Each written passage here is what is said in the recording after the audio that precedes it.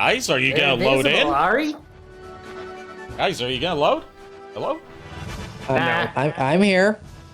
No, I mean, your reactive PNGs didn't load. There we go. I had to manually refresh you. Sorry. We got lost. We took the wrong turn at Albuquerque. Did you at least stop at the Albuquerque Holiday Inn where the towels are oh so fluffy? And you can eat your soup right out of the ashtray if you wanna. Go ahead, they're clean. No wonder JKR was hanging around there. Look, Miles, I told you. Take the right turn at Albuquerque, not the left turn. But first I decided to go get some donuts. So I got in my car and I turned on the engine. I drove to the donut shop and walked up to the counter, and the guy at the counter said, "Yeah, what do you want?" I said, "You got any glazed donuts?" He said, "Nah, we're out of glazed donuts." I'm gonna stop there because I could go on for minutes at a time with that. As Weird Al apparently does in concerts now, he will keep that donuts bit going on for at least 5 minutes. Jeez. He in the live performances of Albuquerque nowadays, he extends what was originally an 11-minute song to 20 minutes or more, depending on how much he wants to ramble. I was gonna say, was that song had something to do with Jerry's Bait Shop or something like that? Yeah, that's the one with Jerry's Bait Shop, which always remains untouched. Yeah, okay. And it turns out Jerry's Bait Shop right. is a real place. It's like some sort of bar. The only reason why I know about that is because of Chugga Conroy's doing a Let's Play of Banjo 2, and he brought it up. Yeah, that's the only way I know that's a about reference this. to the Weird Al song Albuquerque, aka the best song that Weird Al has ever made that's not a direct parody of another song. Yeah. Yee. Hi, Iron. We're doing good today, you know, all things considered.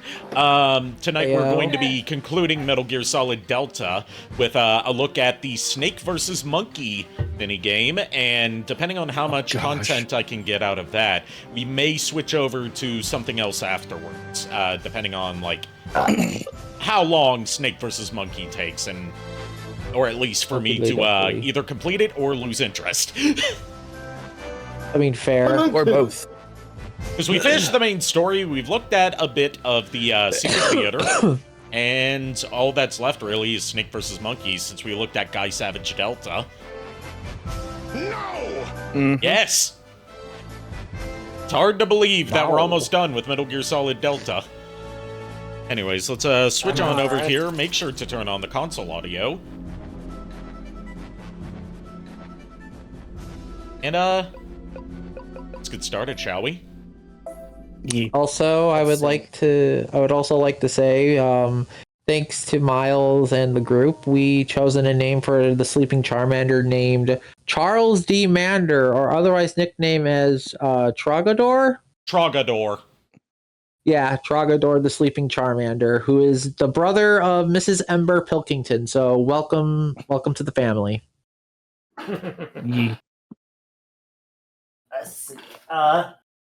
Let's see. Miles, did you see the DM I sent you? Good. Yes, I did. Good. Very good. All right, who's ready to catch some monkeys in not Ape Escape, but still technically Ape Escape? Snake Escape. No, that is the mini game in Ape Escape 3, which is Metal Gear Solid with Ape Escape monkeys. Wait, what? As opposed to Ape Escape with Metal Gear Solid characters. I was gonna say, didn't you bring that up during? Yeah, I was gonna say this was part of a since Metal Gear Solid used to be a PlayStation exclusive franchise, up until Metal Gear Rising. Konami back then did like some partnering with Sony Computer Entertainment Japan studio to like have Ape Escape appear in Metal Gear Solid 3, and then in Ape Escape 3 they had a Metal Gear Solid minigame.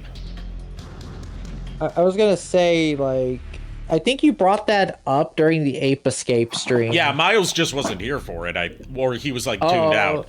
Yeah, you maybe. left earlier in the stream, so you missed that part. Yeah.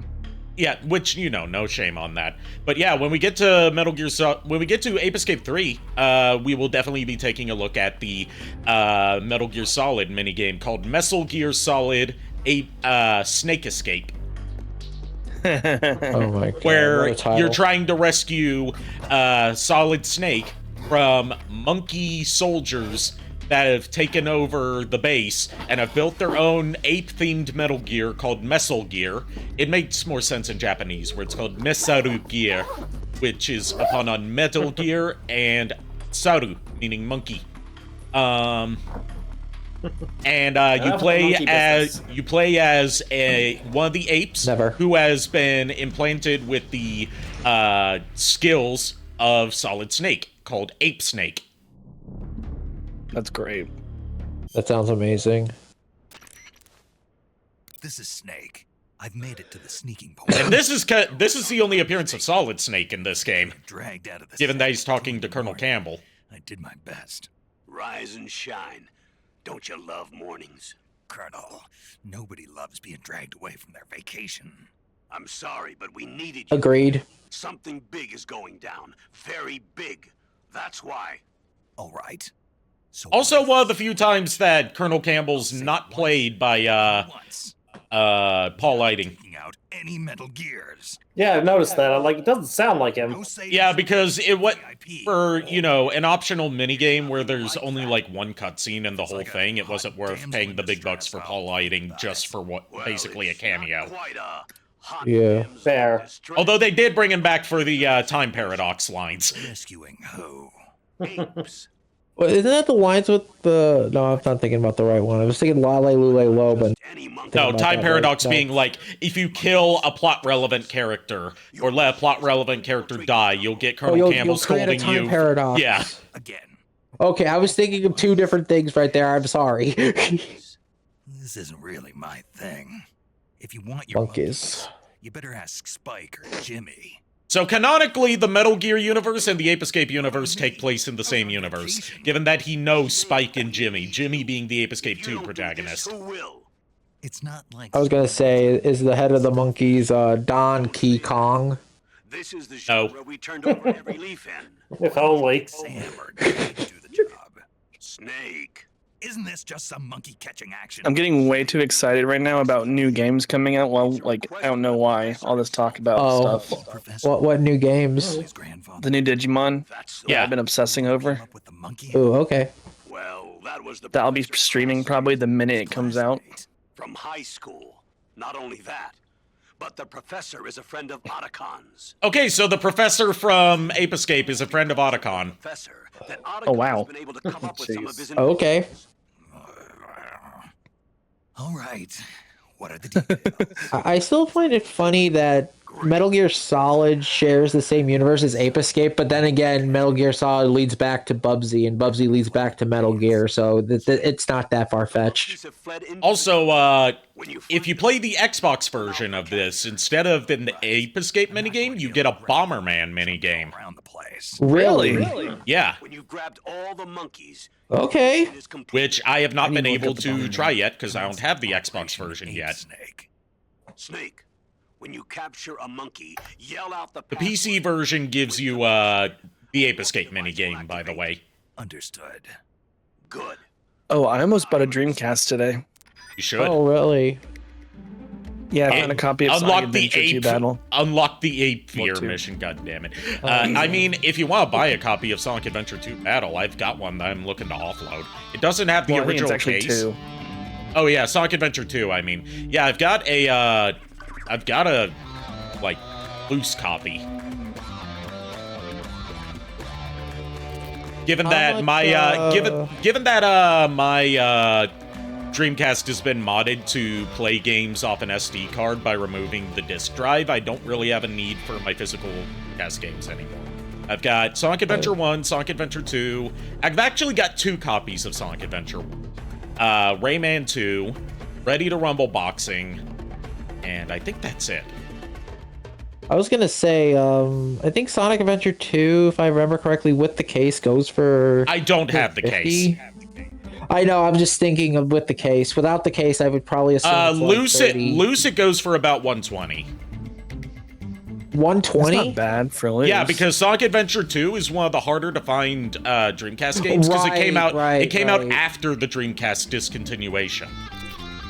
Right, because last time I looked for it, I was thinking about the copy at my disc replay. They were selling it for like 50. Okay, then never mind. Right, we've got 10 apes to capture. Escape from the jungle is our first stage. Even got camo on. Oh, and they got fur texture too. One of them has a snake. It's bad that the NES. 990 just redeemed Snake. Say Nico in Snake's voice. Okay, you want me to say Nico in Snake's voice? Do you want me to What? Do you want me to shout it like a game over thing, or do you want me to just like say it casually? That was a redeem from Lulu. I know, I heard. I was gonna say I didn't fall into a pit or get hit by a Medusa head, so I don't think I died. So you wanted to? Oh my God, that monkey's got a snake hanging off him. That's what I said. Oh, God. Okay. Oh no, the monkey spotted me. Oh no. Monkey is out for blood. Lulu, why? All right. Why not? Sec. Special guest from Astrobot. Hello. This is new.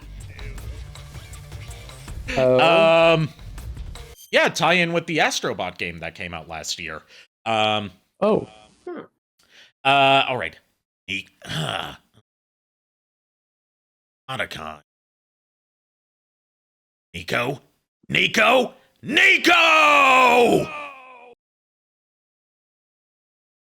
I hope that satisfied you. Thank you for that. Hope that satisfied you, Lulu. My throat's a little bit fucky wucky ooh woo today because I threw up a bit before starting today's call. It's okay. I got about I want to say like 9 extra lives left before game over, so I'm fine. There's that monkey.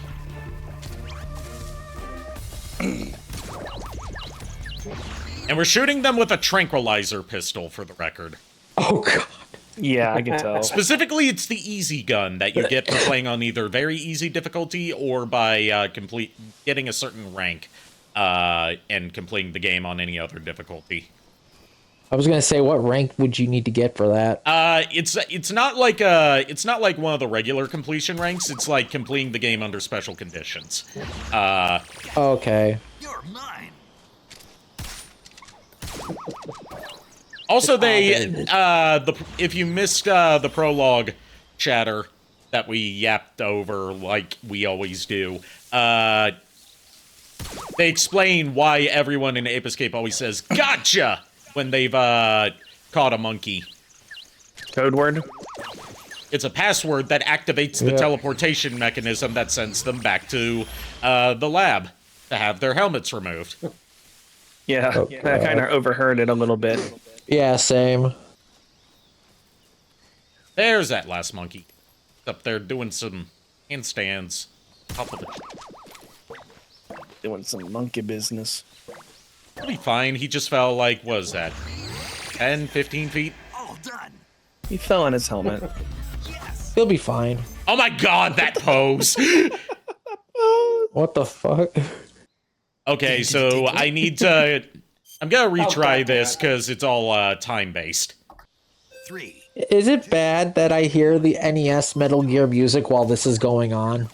Yeah, I mean, the NES Yes. Metal Gear music is largely... Apart from the new areas, it's largely adapted from the original MSX2 version. Yeah, I was gonna say, because like that's what I'm hearing right now while you're trying to catch the monkeys. Oh. Like that's what I'm hearing in my head right now. The monkey. Do the monkey with me! This is not The Johnny monk. Bravo. The monkey chain, the monkey's fist, the monkey!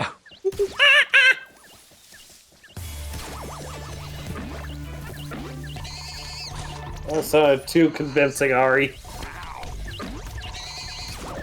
Well, I'm not a monkey, I'm a vamp elf. I said that sounded too convincing. Oh, I thought you said that didn't. That sounded not too convincing. No. It took me a minute to think. It's like, wait a second. It was that good. I was like, wait, how did the monkey get in here?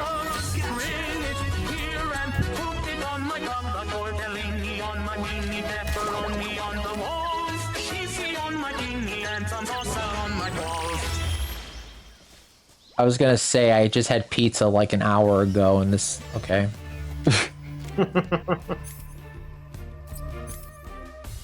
We also got stun grenades and a directional mic. Okay. I think I need to restart this.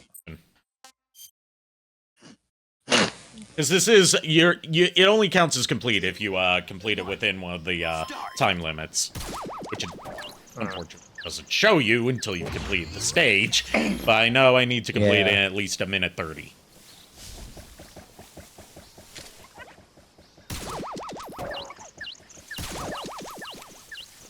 And to help visualize things for Nico, Snake is wearing special banana-themed camo. Okay, I could take that in many ways, but I will just take your word for it. And it's a camo that you unlock for the main game after completing Snake vs. Monkey. Its effect is that it makes all food taste good. Honestly, that's a pretty good effect if you need it. In terms of like how that affects gameplay, if the food tastes good, it restores more stamina, which means you heal quicker when you gradually recover life. Yeah, I was gonna say because it would make the rotting fruit taste better. I would assume if you. Well, it doesn't that, affect like rotten ammo. food, but in terms of like just regular food that you've got on you, it makes it taste better. Yeah, because when you said it like that, I was thinking of the what soul? It was like either the ghoul or the ghoul's like the ghoul soul from Aria of Sorrow, where any spoiled or moldy food becomes instant heal instead of taking away health. Like that's what I was thinking when you were talking about that camo.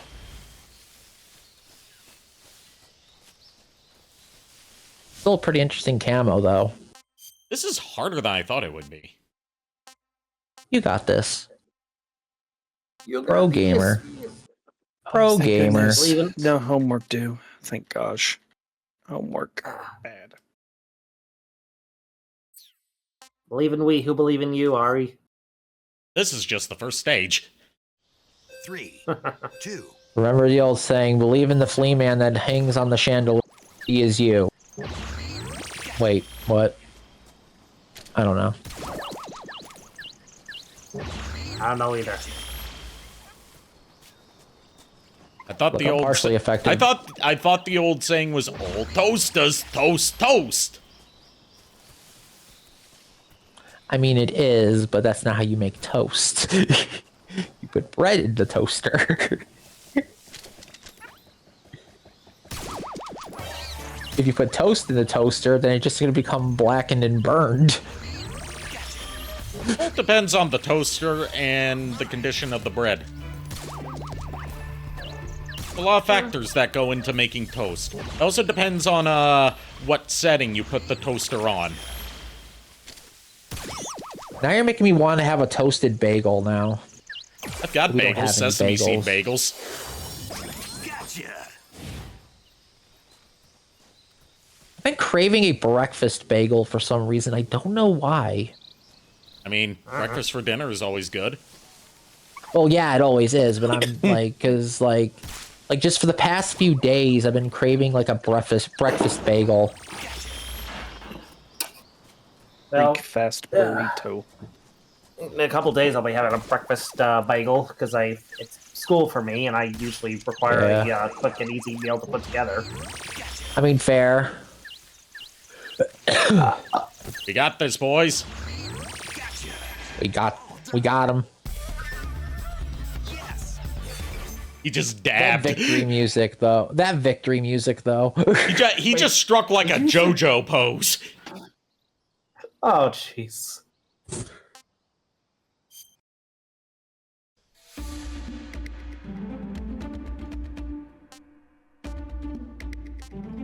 All right. That was Escape from the Jungle. Next stage, Dragnet of the Apes. Dragnet of the Apes. Okay. There's 17 monkeys to catch. That's a big jump up, but okay. I'm gonna take a page out of yours and Lulu's book. Dragnet these nuts. Oh my There. gosh. There, you get doesn't one. have Out, the you, One. it doesn't have a What the good heck is that saying. here? Look, it doesn't have the same ring to it, but here's the thing. Half the time, Lulu and Ari's these nuts jokes don't always land, okay? I'm scared. Why are you scared? I just flashbanged the monkeys and myself. Oops. What? Why are you flashing Why would monkeys, Ari? Not flashing, flashing the flashbanging. You know, I'm Why are you flashing. I'm flashing? flashing them. I'm flashing them. That's not better. Let me finish. I'm flashing them and banging them. Why? Again, not much better. I'm kind of scared now. I didn't Hey, know it's it was Astro. this kind of stream. I did not know it was this kind of stream. No. Astro ran away. Sorry, what do you expect? You know what you signed up for. Yeah, I know what I signed up for. Okay. I've known what I signed up for when I met. I Lulu, just when shot. met you, I just JK. shot Astrobot. Really? Then caught him. Gotcha. Does catching Astrobot do anything? Apparently, these are a new kind of collectible added to the remake version of Snake vs. Monkey, which is characters from the Astrobot game. We really need like a standalone game of Snake versus Monkey. Just get like an achievement list and everything. I mean, they do have achievements tied to this, and if you complete all of the stages under the time limits, then you get the banana cap as an accessory for main game playthrough. And I'm assuming the banana cap does something food related. I'm guessing. I have never gotten it. Okay, fair.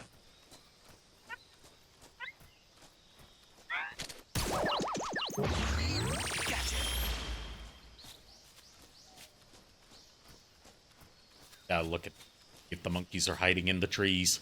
Banging in the trees. You're a monkey. There's a monkey. Here, let me help you down. Give him a hand. Or a shot. And shot, same thing. I mean, both involve the usage of hands.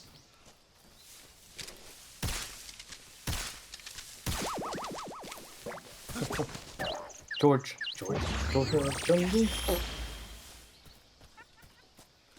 My work. I haven't George. seen. I haven't seen that movie in a long ass time. I think of like when I was a kid. I've never seen it. Yeah, it's been a while for me too.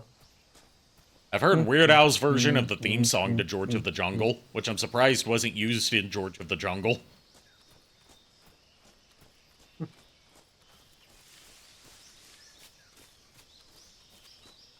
I see.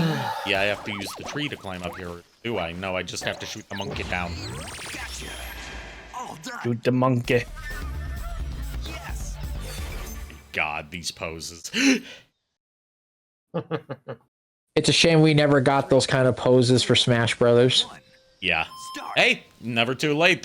We know there's gonna be another Smash Brothers game. Of course there is, because Sakurai always says, "Yeah, we're not making another Smash Brothers game." All of a sudden, Well, he new doesn't Nintendo say we're console not comes making out. one. He says, I'm not going to be involved in the making of it. And then he always gets brought back in, just like how Snake always gets brought back in after every time he retires. It's literally the same concept. Like with all the requests for the new new fighters and everything, he's like never ask me for anything ever again. Nah, that's a Harada from, the Tekken producer. Wait, that was Harada? Yeah, he literally said that. Oh, I thought it was Sakurai. Then it could have been a meme. No, people make memes about Sakurai saying it because of, Okay, how much yeah. fan service, fan that's what- service related to you know, just representation of classic game franchises in Smash Brothers. But the actual, like, never ask me for anything again came from Harada. Yeah, I was gonna say, like, I might have heard of it from a meme the moment you told me.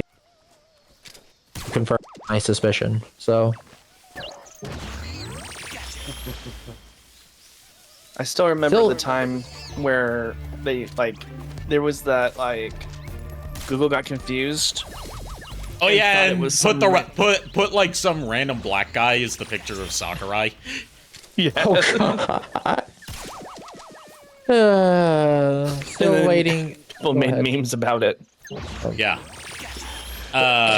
People have made memes about a lot of mistakes that Google has had with certain results, like when they said that Peppa Pig is 7 feet tall. Oh my god. I still remember back when I watched Jaden Animations' Nuzlocke with Alpharad. I think it was Diamond and Pearl, or it was one of those games in that series. Yeah. I think it was Diamond and Pearl. Where they fought a bunch of Palkias. And when they Googled Palkia, the only weakness was Salamence. So they were always like, I wish we had a Salamence right now or something. Oh, yeah. I remember that, honestly. I remember that from the animation that she did after the fact. Oh, god. It's like, I wish we could have had a Salamence right now.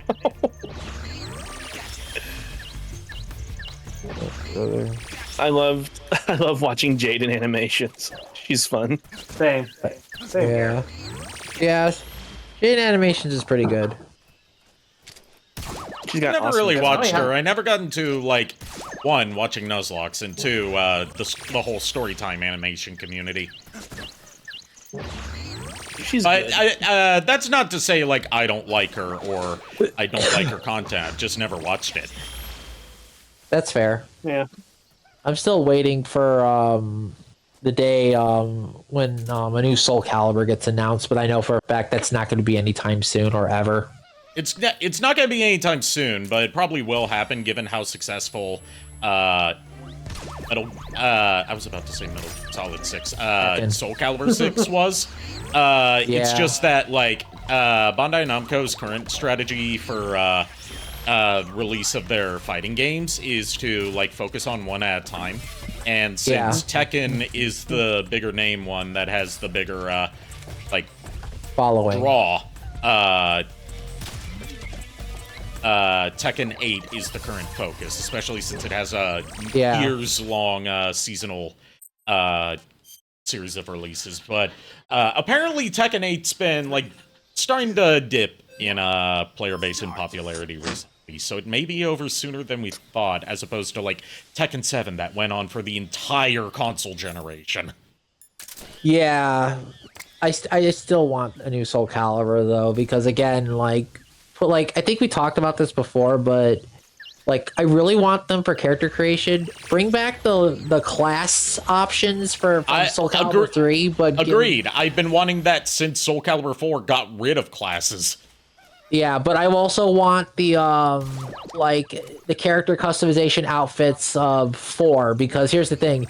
A lot of the stuff from 4, the outfit parts, fit a lot better than they did in 5 or 6, but the stats are what killed it for me. So it's like, if you combine both of those, I would be all for it. Like, actually put some RPG elements in there for it. It'd be fun. I don't think they would put Furret in Soul Calibur. That would be a bit too weird. And, you know, console exclusive. I mean, for it, but I'm kidding. I know. Actually, no. Technically, you can make Furret in Soul Calibur. I'm talking about Furret as a, like, guest character would have to be console exclusive. Why do I see a Furret? Why do I want to see a Furret carry around Soul Edge for some reason? Like the great sword Soul Edge. Because that would be amazing. Just have him have Soul Edge. Don't give our Furret any ideas if he happens to watch the VOD. Look, we're not going to give him Soul Calibur. We're going to give him Soul Edge. We're not giving him both swords here.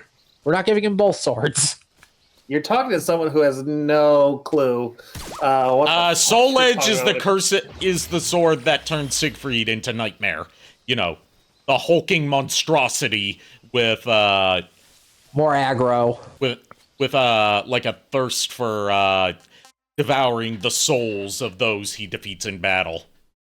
Basically, the character that you chose for Megatronus when I made him in Soul Calibur 6 at one time. Oh, okay. I mean, I've never really played Soul Calibur, so I wouldn't really know. Soul Calibur is its quote-unquote good counterpart. I say quote-unquote because it's evil in its own way, as we find out later in the series. Because it's made from a purified piece of Soul Edge. Which means it still has that whole, like, you know, it's evil in a different way, where instead of wanting to blanket the world in, you know, bloodshed and darkness, it wants to purify the world in light, and by that it means, like, committing genocide. Yeah, basically it's more along the lines of where Soul Edge wants to burn the world, in a sense for Soul Calibur, the actual, like, Holy Blade, to bathe the world in light. And by bathing it, it also means freezing everything in sight and making it to where everything is standing still. Yeah. Which is a very scary concept that I am, That makes for that gives me an idea for a guest character that could wield Soul Calibur as a weapon, given that it would involve freezing everything in the world. Mr. Freeze. Oh god. Mr. Freeze with Soul Calibur. You say this, but somebody did make a Mr. Freeze in Calibur 6. I'm not talking about custom characters. I'm talking about official guest characters. Actual character. I know. I know what you mean by guest character. Yeah, I agree. But I'm just saying, like, someone actually did make a Mr. Freeze in Soul Calibur. I'm not surprised when Sakura Miko from Hololive did a recent Soul Calibur stream where she was playing against her community's custom characters. One of them made a Magikarp. Yeah, a shiny Magikarp. Somebody actually made a Pikachu, and there's a very cursed Pikachu, too. It was a cursed Magikarp because it used Voldo's fighting style. Oh, no. Look, anything that uses Voldo's fighting style is already cursed as hell. It is so cursed, it's scary. He literally attacks the air by humping while going on a crab walk. It is not nice. It is pleasant. I don't want... Someone also made, like, a Matryoshka doll of Gundam and Gundam fandom references, where it was, like... Good lord. It was the, like, mascot of the Gundam franchise, you know, the RX-78-2 Gundam mask. And when you broke the mask, it was Char underneath it, but dressed as Ui, who is, like, a model artist for a lot of people at Hololive and is a noted Gundam fan. And if you broke Char dressed as Ui's, like, rest of her outfit, underneath, her underwear was made to look like Subaru's outfit, who is a Hololive VTuber that Ui designed a model for, and is also a Gundam fan. I was gonna assume... Go ahead. The character's name was Amuro Shigure. I was gonna say the base outfit were basically the underwear or whatever after all the armor. I'm guessing it was like a bodysuit. Yeah, it was like a bodysuit with, like, you know, shorts. Okay, made to look like a t-shirt and shorts. And when I say Subaru, I mean, like, you know, the Shuba duck. Yeah. Okay, yeah. I was just thinking about the equipment piece that was used. My favorite, go ahead. Next stage, Dawn of the Apes. Oh, God. 25 apes, goddamn! A prequel to Planet of the Apes. Also Haikyr. Oh, this time it's in the area where we found Sokolov in the Virtuous mission, and where we met up with Eva in the beginning of Operation Snake Eater. Okay. Start.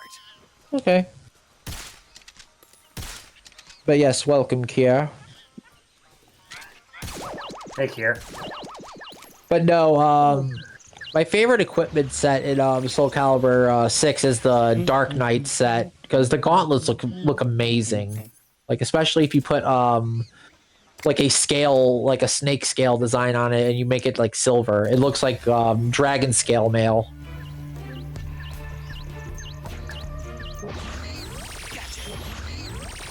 Alright, my flashbang alerted one of the monkeys. I could at least catch some of them. I hear they're listening to something on a record player. Oh, they're having a little dance party. Okay. What song? Don't know. This sounds like some stock Having music. Do I see any headbanging in there? Oh my god. This ain't headbanging type music. I know, but they're monkeys. They may not know any better. Oh my gosh, there's a lot of them. They're not Yeah, just 25 of them. monkeys. The helmets enhance their intelligence. Oh my gosh. Holy shit! What? That was a lot of creepy. monkeys in one go. Oh god. There's one drinking tea. Which one was creepy? With a monkey. What? One of the It was like he was capture spooning one. One of the capture animations had him laying down like flat on top of the monkey. I don't think it was spooning it almost. That is concerning. Well, Snake does a lot of concerning things, as we've seen throughout this series. Well, yeah, but that's Snake though. Yeah, it was Snake it was the monkey. that looked like he was spooning the monkey. Got another the spooning astrobot. the spooning thing got me concerned. Okay. We caught a monkey that was drinking tea. We're about to catch a monkey that was doing some Tai Chi. Why bother the monkeys? They're just minding their own damn business. Look, there was a whole prologue to explain this stuff, but we yapped over it. I could have us play it again. I think it should. I know. Go ahead. I know the gist of it. I'm just saying. I was gonna say, I think Snake is just bored at this point. Look, he Oh my didn't God, want that- to do this mission until he found out that it was a direct request from the professor. Yeah, but once he got started, then he just was like, okay, I might as well just see it through. Plus, this is kind of fun.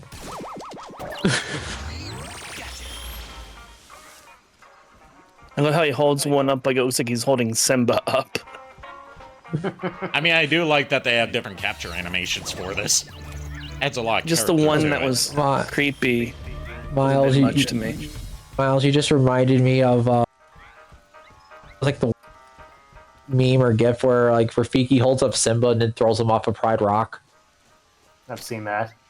I'm like, oh no, that I instantly thought of that, and I'm like, oh god. There's one left, and it's gonna be on the roof.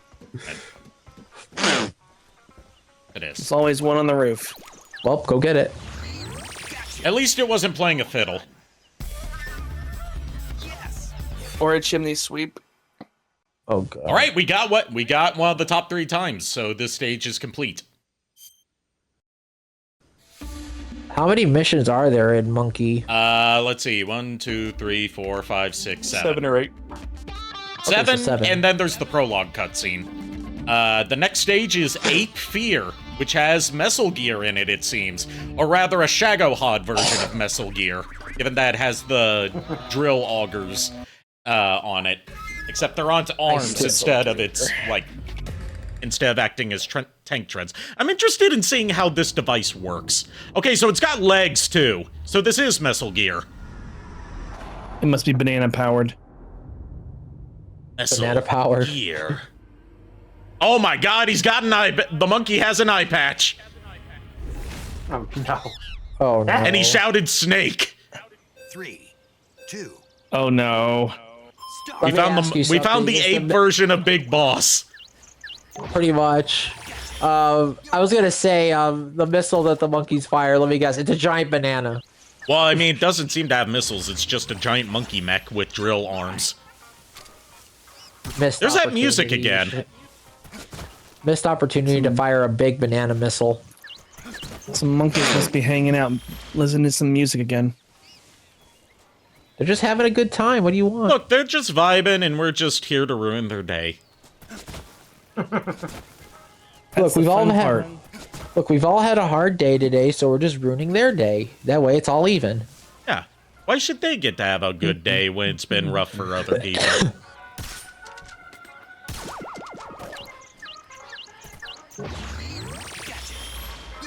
I will say the, classic cartoony styled Ape Escape monkeys look weird with realistic fur texture.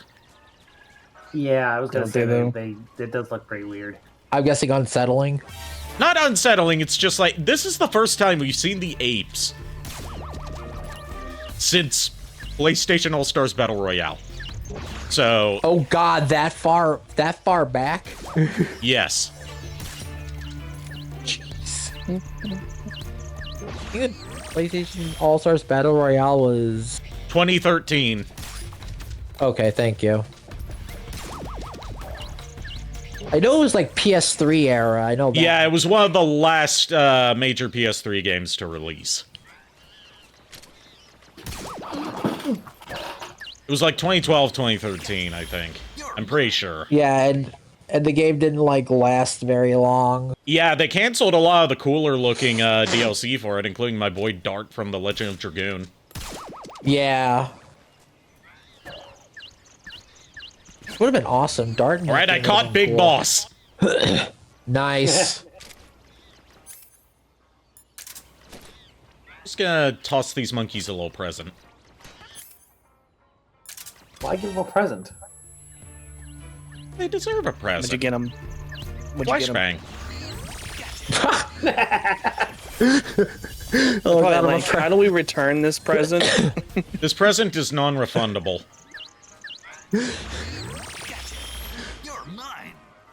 Look, just because their intelligence was enhanced by the helmets doesn't mean their reaction. Look, their intelligence was enhanced, but not to the level of Spectre. That way they would still be subservient to him. I was just gonna say their reaction time is not that good. Well, it depends on the monkey. In Ape Escape, each individual monkey has its own stats. So no two monkeys are exactly the same to try and capture.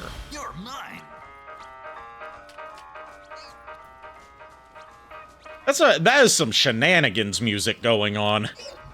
I was gonna say if you although there's no record player, I don't. There was a monkey dancing on the roof. Question: there's no record player over there, is there? Or is No, it it's just a radio playing in the background. Okay, I was gonna say if you hit it, it's diegetic music, which is pretty cool. Yeah. I was Okay, gonna say, so if you shoot the radio, nothing happens. Good to know. I was gonna say if it was a record player, I was hoping to hear like the record needle scratch as soon as you like stop it. Yeah, I thought it was going to be a record player, but no, it was a radio, and that makes a bit more sense given the setting. Fair enough, yeah.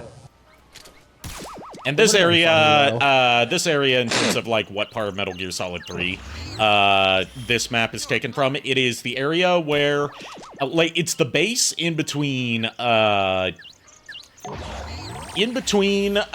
you meet Eva and where you encounter Ocelot, where you find the Hind helicopter and have a chance to destroy it as like an optional way to change events later in the game. If you find the Hind helicopter in this area and blow it up with some TNT, then you won't encounter Hinds once you get to the mountain base. Instead, you'll encounter some dudes with flying jet platforms that you usually would only encounter in the river. I was gonna say, like, so doing that could make it like easy. It makes it easier in terms of like the guys in the jet platforms are easier to take down, obviously, because you don't need an RPG to take them down. But they are also more alert, and they will spot you easier. Yeah, because shooting an actual person in comparison to shooting an actual helicopter. Also, you can't non-lethally take them down, because, you know, if you shoot them while they're piloting something, they're gonna crash and explode and alert everyone in the area. You need something to you need someone to pilot the damn helicopter. Boom. Yeah. So it's a risk versus reward thing in terms of how you want that to play out. Just like you have an option early in, not early in the game, but like when you first see the end being wheeled around in his wheelchair, you have a brief opportunity to snipe him and kill him before the boss fight with him. In which case, instead of having a proper boss fight with him, you know, the whole famous sniper duel, you will have another option. You'll have another encounter with the Ocelot troops. Okay. Where that time you can't just sneak past them. You have to either knock out or kill all of them in order to progress. Okay. So you still have some sort of encounter at that part of the game, no matter what you do. It just basically pick your poison. Yeah, and you only get a brief, you only get like one chance to snipe the end. Because if you say miss your shot, because the snipper rifle in that game does not have silenced options, he will like wake up and wheel himself away. I mean, understandably so. Snipper rifle be loud. Yeah. Yes. Snipper rifle. Snipper ripple. Yes. 1. Snipper rifle, yeah. Ripple the sniffle. Not sniffle ripple. Snipper riffle. Snipper ripple. Oh no. Not ripple. Riffle. Riffle, whatever. You're not Sniff rippling. or riff- You're not rippling with the snipper. You're riffling with the snipper. I'm confused. Sniffer ruffle. Watch more Clay World. That's all I have to say. Yeah, I need to get back into it again. Especially So because long. it had its, you know, grand finale. So, yeah, its grand finale like a decade ago now. So. And how long has Clay World been It for? started in the early 2000s, and it ended in, like, I want to say, like, 2015, 2016. Start. Okay. And it had, like, a big send-off movie released on the creator's YouTube channel to send it off, tying together all the, like, major characters who appeared throughout Clay World and revealing some lore about Play World. It also ties into the feature-length movie that the creator made that was never officially uploaded to YouTube, but has been uploaded by fans, called Clay World Off the Table, which I haven't watched yet, but apparently is recommended viewing for the finale. Because it introduces some of the main characters, and there's some callbacks to it. Hey, Ricking, it's okay if you can't stay tonight. I'll let you hold my hand. Apparently, I missed out on you actually joining in on a call earlier today, Ricking, and I wish I had known about that. Wish I had known you were in call earlier today, Ricking. I would have loved to talk to you, but maybe we can catch each other again some other time. Yeah, I enjoyed having you Discord while I was playing Guilty Gear. It was nice meeting you. Again, sorry if I was like a little tired. It's just a lot of cold medicine and wasn't feeling very good. So, but it was still nice meeting you. I wasn't on Discord much today because I basically just spent the day either grocery shopping or going in and out of the bathroom. Various reasons. I mean, fair enough. I was asleep most of the day, and then I was in and out of Discord call from time to time. I still overslept today, but I didn't oversleep as much as I have been, so I'm making some gradual improvements to my sleep schedule. Proud of you. Yeah, I was. I hopped in only because, like, I was in briefly because I noticed Furret was on the call. At least it looked like he was, and I even messaged him, but it was like he didn't message me back till a few hours later, and he's like. Because apparently he didn't even realize he was in the lobby for whatever reason. I don't understand how. Yeah. Well, sometimes he's had that problem before, where like I still don't understand how that happened. It's a glitch on Discord on his computer because you know his computer has some weird issues with it. Where sometimes like he hangs up the call, but Discord doesn't actually, like, remove him from it. Yeah, what's weird is that from what I understood, he's been in there since, like, last night, so I was just like... So, Yeah, like, after he got off that's the call happened with us- before. This isn't the first time. I get it. I'm just saying, like, when he got off the call with us, well, you guys last night, I noticed that he had moved over to the lobby, and I was just like, did he do that on purpose? I was surprised he was still up as, like, late as 11 o'clock at night. I wouldn't know because, you know, I dipped out of there real quick. Right, I know. You ran off because it was like you had to deal with, problems. Yeah. I will be right back. I need to use the restroom, gentlemen. And lady. Folks. And lady, sorry.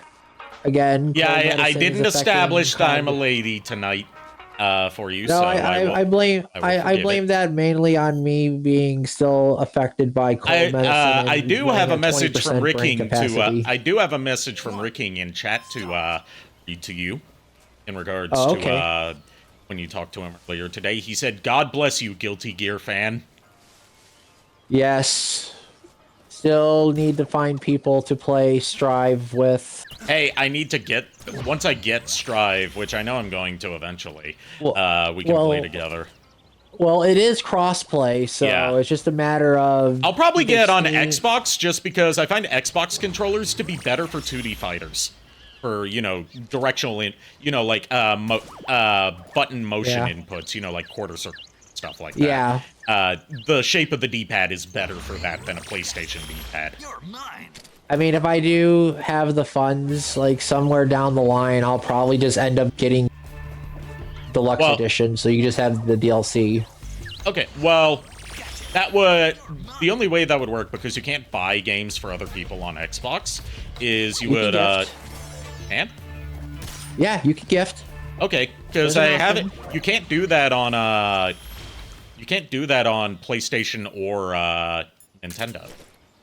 Yeah, that's how I got Soul Calibur 6. My Gig got it for me for Christmas, and he sent me it and gave me a code to download the game.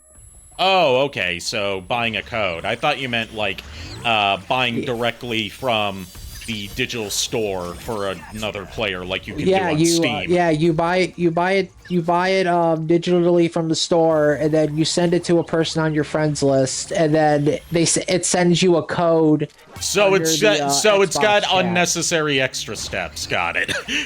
Basically, yes. But no, you can't. But yeah, you can gift it. Like, it is possible. You can. That's why I find it weird that... Anyway, you go to the bathroom. I'll be right back, sorry. Damn monkey threw a rock at me. Kill him. I'm not gonna kill him, I only have a tranquilizer pistol and stun grenades. Sounds like a you problem. Look, this is a non-lethal capture mission, not a killing mission. Not even allowed to CQC them. Where's the fun in that? Look, why would you want to kill these monkeys? They're adorable. They wear pants and helmets. They got big cartoony eyes. And stop staring at me with them big old eyes. That's the one that looked like the Lion King, I guess. That capture pose there. Miles, you still with us? Yeah, I'm coughing. You're not coughing, you're Miles. Coughing's a Pokemon. Man, I'm muted because I'm coughing a lot right now. I'm joking. I know.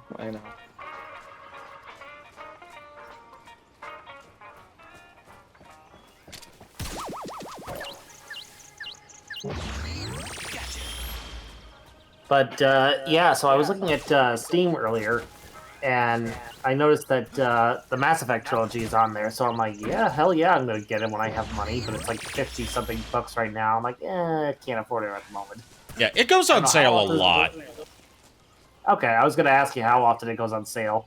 Yeah, EA games tend to go on sale all the fucking time.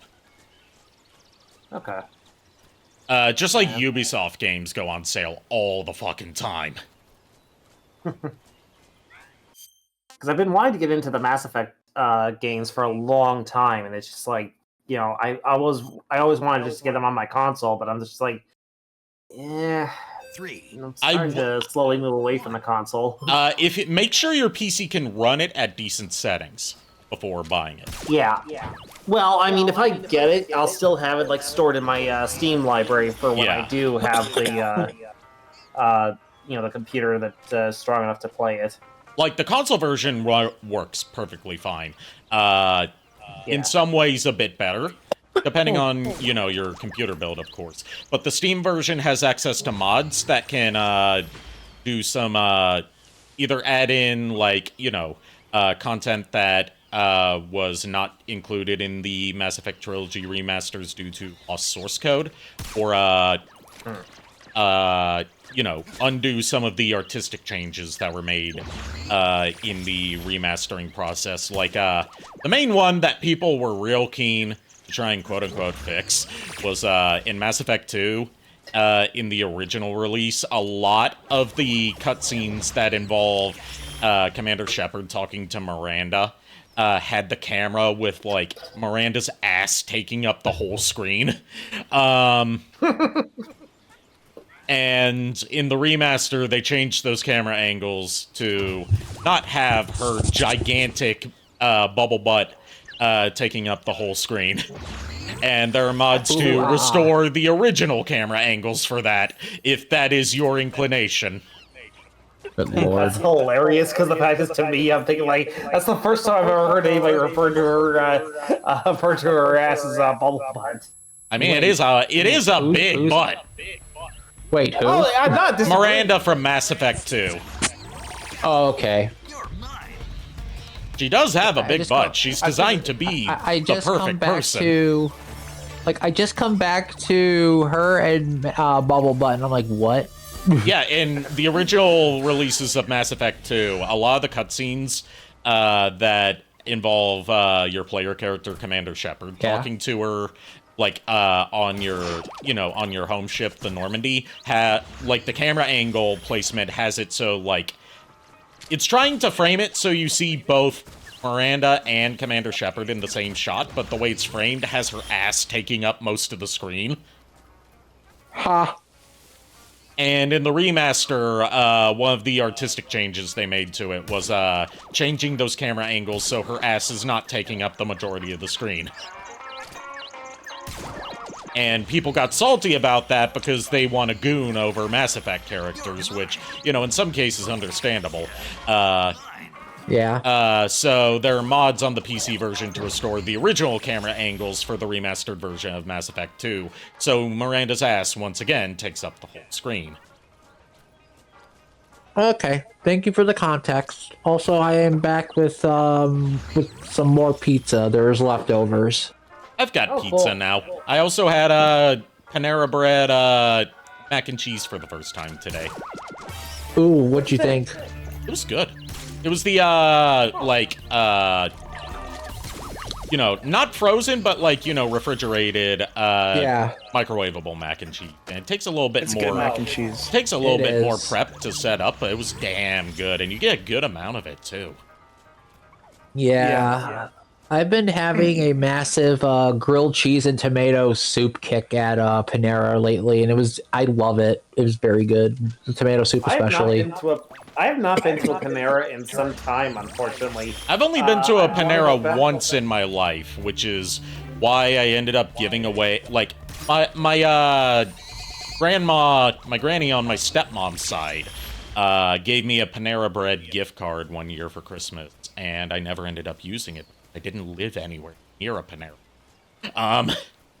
So I ended up giving it to my mom, because she would pass by one on her way to and from work. 3, 2, 1, start. But yeah, I've only been to a Panera Bread once, and I can't remember what I got. Some sort of sandwich. Yeah. Unfortunately, I didn't get to try the killer lemonade. The heart attack lemonade wasn't there when this was years before they introduced that. Yeah. Like, I remember when this was like years ago, before I actually had my driver's license. I would go out to like the northwest suburbs for. Hold that thought, Nico. You might want to adjust your headset a bit. The echo is really bad right now. Oh my god. It's making it hard to understand JKR. Sorry, hold on. You're mine. Gotcha. You're mine. Gotcha.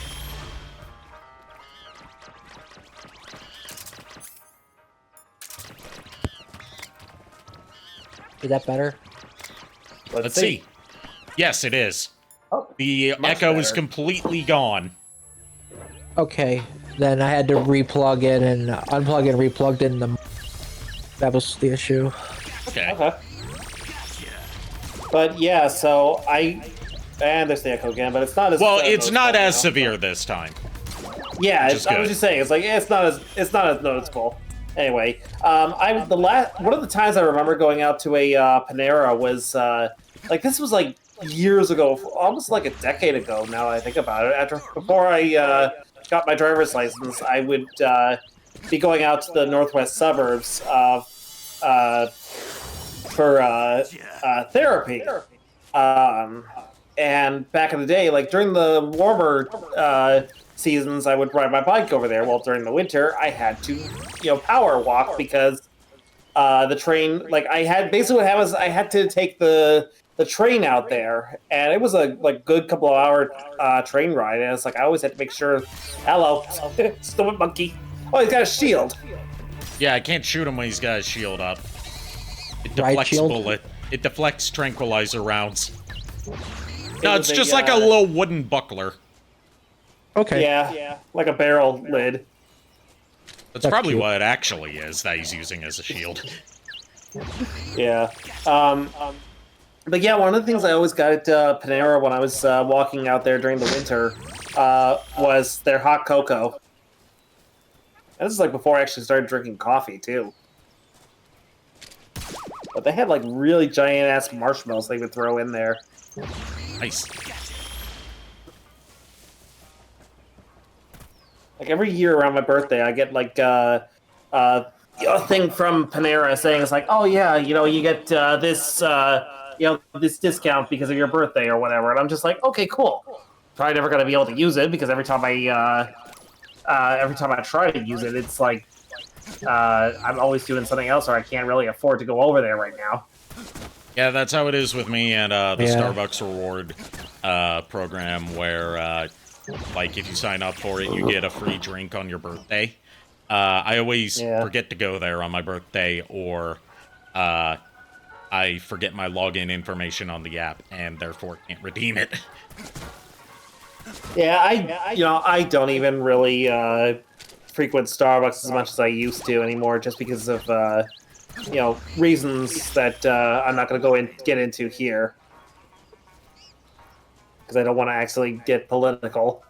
Okay. You're fine. I hate the fact that this could be political, but it is what it is. So I just best to delay it on the air of caution, on the side of caution. I mean.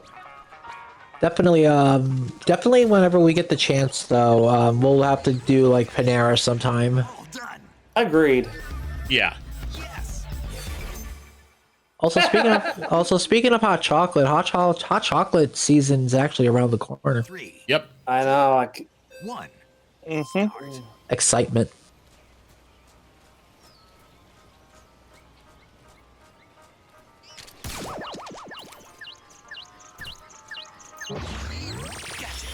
And you know what hot chocolate season also means, right? Pumpkin spice season. No.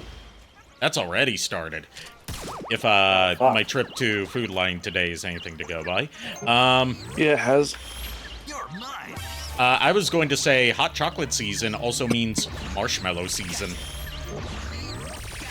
Yes, definitely. Because what is hot chocolate without marshmallows? A miserable little Precisely. pile of secrets. And I disappointing. actually, I like, the see funny what thing you is, I've did got there. this, I've got a huge jar full of mini marshmallows that every time I make a cup of hot cocoa, I always throw those marshmallows in there. I thought you were going to say Usually- something else when I heard jar, and I was about to be like, PTSD. Oh no! PTSD inflicted by me because I introduced you to the jar. Please but never no, mention the jar again. You're the one who brought it up, motherfucker. Oh my! What? Okay, Miles, tell me, did a jar kill your family?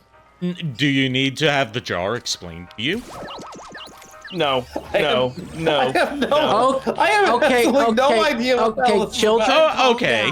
Children, calm down. So there was a guy on, it was either 4chan or Reddit in one of the My Little Pony forums. Oh no! Oh no! I think wait. You actually, I take it back. I take it back. I think I know what you're talking about now. Yes, it is I that. know what you're talking about. It's that. Okay, yeah. Think about it. I was gonna say, think about your next choice of words carefully. Well, I still remember when we brought up the other thing and poor Nico. Look, there are worse things that could involve jars. Do I need to tell you about the story of one man, one jar? No. No. I think I even want to know that. I've had enough trouble with another thing with a liquid receptacle. See, but no. What I was gonna say is, I'm just gonna summarize it in as safe of a fashion as I can. It's an old internet shock video from Russia. Oh, God. And it teaches you why you should not shove a jar up your poop hole.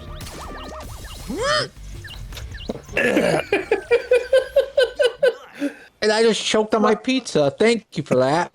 I was about to say something else when you said that. I was about to be like, what the fuck? But then I realized it said pizza. Honestly, that kind of makes me think, because that sounds like something that should end up on What the Fuck Is Wrong With You? I mean, this is like 20 years old, and they found the guy who did it. Oh, jeez. Oh, Lord. I was gonna say on the hot chocolate thing, when you did the marshmallow, you said marshmallow season. What me and Lulu usually do is we get whipped cream and some like red like powder, like a red sprinkle kind of thing. Like it's like God, it's not sprinkles, more like a dusting of like red. I know what you're talking about. Red sugar. Yeah, we put it on top of the whipped cream for the hot chocolate, and there's little marshmallows in the hot chocolate. It was actually really, really good. From the sounds of it, it sounds like you're making yourself some Hot Jones. Probably. What we don't know the official recipe for Hot Jones, but that sounds visually what Hot Jones is known to look like.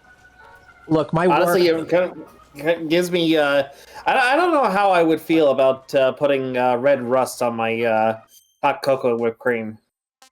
What we did at Portillo's one time with hot chocolate was instead of marshmallow, and this may sound weird, we use some of the a little bit of the soft served ice cream we used for the milkshake and put a little bit in the hot chocolate. And it made it a lot more creamier and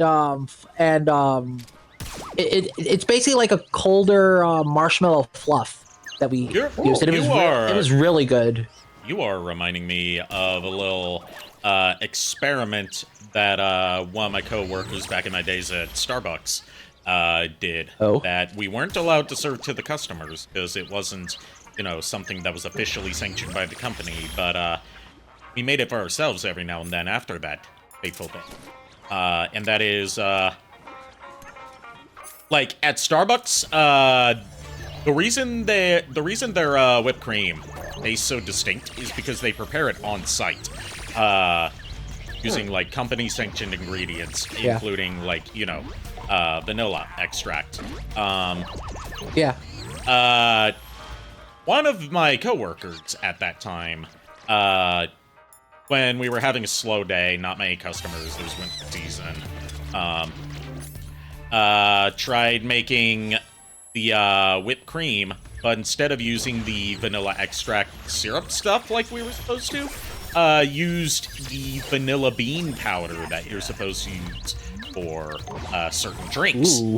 And put it into, the canister and It came out sort of like a very strong vanilla flavored soft serve instead of whipped cream. Ooh. So we would like put that in some of the like miniature sample cups and have that as like a little treat for ourselves. That sounds amazing, honestly. Yeah.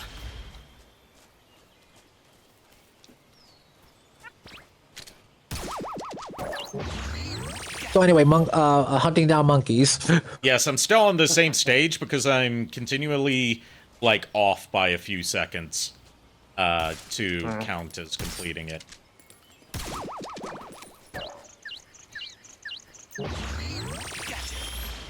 Tweet, tweet, tweet.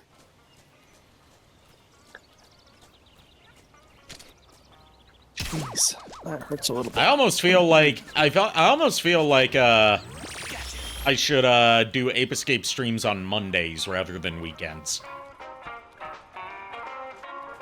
Maybe. But I won't be streaming on Monday this week because of my upcoming root canal.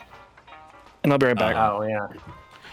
Just as a heads up to viewers for next week. I'm going to be playing things by ear, so while I do have a tentative schedule set up already viewable on Twitch, that is very much subject to change based on my recovery, how long that takes. The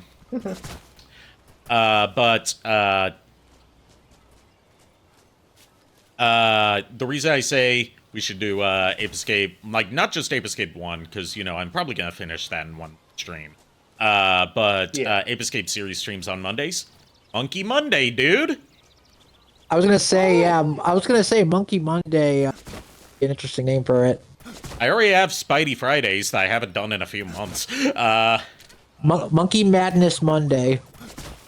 I mean, Monkey Monday's already a thing in several streaming communities where you stream monkey-themed games and/or mods on Mondays. Yeah.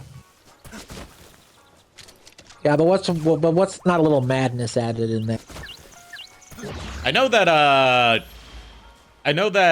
Joel from Vinesauce did one Monkey Monday stream where it was like a multiplayer mod for the original Half-Life where everyone is playing as monkeys and there's like no upper limit apart from like how many apart from like engine limitations for how many people can be in the multiplayer session at once. It's for the single player campaign.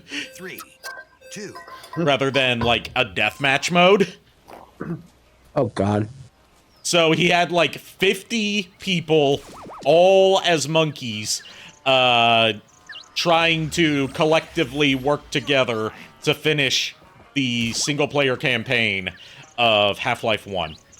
Which is not meant to handle that many players at once. I was gonna say, did the game have a collapsion fit?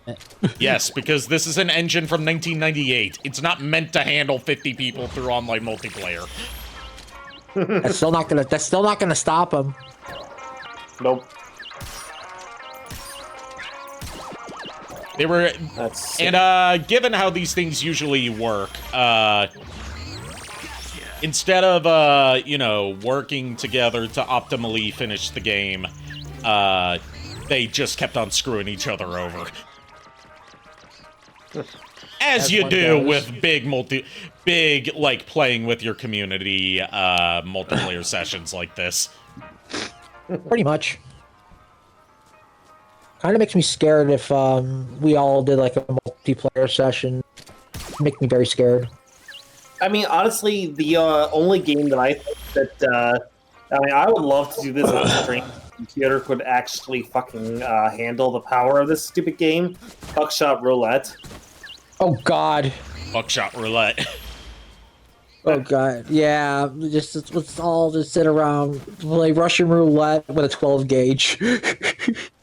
Yep, that is indeed Buckshot Roulette. And it's clear. It's just like it's like clear from the get-go. Like you're meant to screw over your friends in the game. Yep. Yeah. You're mine. People get so heated in that game too. Like it's funny. Same But yeah, also, another thing I'm going to be doing this week is I'm actually going to be taking my third-party Devastator figure to the local collectibles shop to be sold, because honestly, I'm just like, I'm running out of space on my display, and honestly, those things have been sitting in vehicle mode for a little while, and I'm just like, the only reason I kept them was because I wanted to have like a Cybertronian set of Constructicons, but, you know, I'm like, what's the point of having them if I can't display them anywhere? Yeah. Yeah. Also, I just realized we are like at the end of September, and it feels like this year just started. Speaking of tonight, did you guys remember? The 21st of September. The 21st night of September. I'm sorry, what? It's the 21st night of September. Do you remember? The 21st night of September. Of September. Badia, say do you remember? Badia, dancing in September. Oh my god. If you don't know that song, that's a you problem, JKR. It's a famous song. I've never heard it, so You've yeah. never heard September by Earth, Wind, and Fire. Fix that immediately. I haven't either. I just went off of the joke that you did, so. How have you two not heard that song? All done. I don't listen to much songs unless it's video games. It's from the 70s. Okay, it's not even like it's recent. 70s music? Question. Ari, you're talking like you're saying this as if Nico and I were born in the 70s. I wasn't born in the 70s, and I've still heard it. I know what you're saying. It's like, oh, it was from the 70s. I'm saying as in you've had plenty of time to have heard it. Anyway, next stage, Gone with the Apes. I'm genuinely shocked none of you have even heard it through memes, because every year on September 21st, people make memes about that song. Because the opening line is, do you remember the 21st night of September? Honestly, the only month, like, there's a few memes I hear with like certain days of a month, like you know, we get 420 memes that pop up every year. We get remember the 5th of November. Well, that's not a meme. That's like, I know, but it got turned into a meme years down the line. Also, we shouldn't be celebrating that because we're American, not some Brits. Oh my god. We also have May the 4th be with you, Revenge of the 5th. I would say Return of the 6th, but that's not an actual thing. People argue on whether it should be Revenge of the 5th or Revenge of the 6th. Honestly, I think 6th just rolls off the tongue better because it sounds it seems more like you know, the Sith. 6th, Sith, it sounds more better. More sounds more better. Basically, what I'm learning tonight is I am disappointed in you guys. You're not as cultured as I thought you were. I'm cultured, but only to an extent, okay? Ari, you're talking to a guy who listens to fucking power metal almost every fucking day. So do I. What? So do I. What's it? So do I. No excuses, as Miles would say. All I'm saying.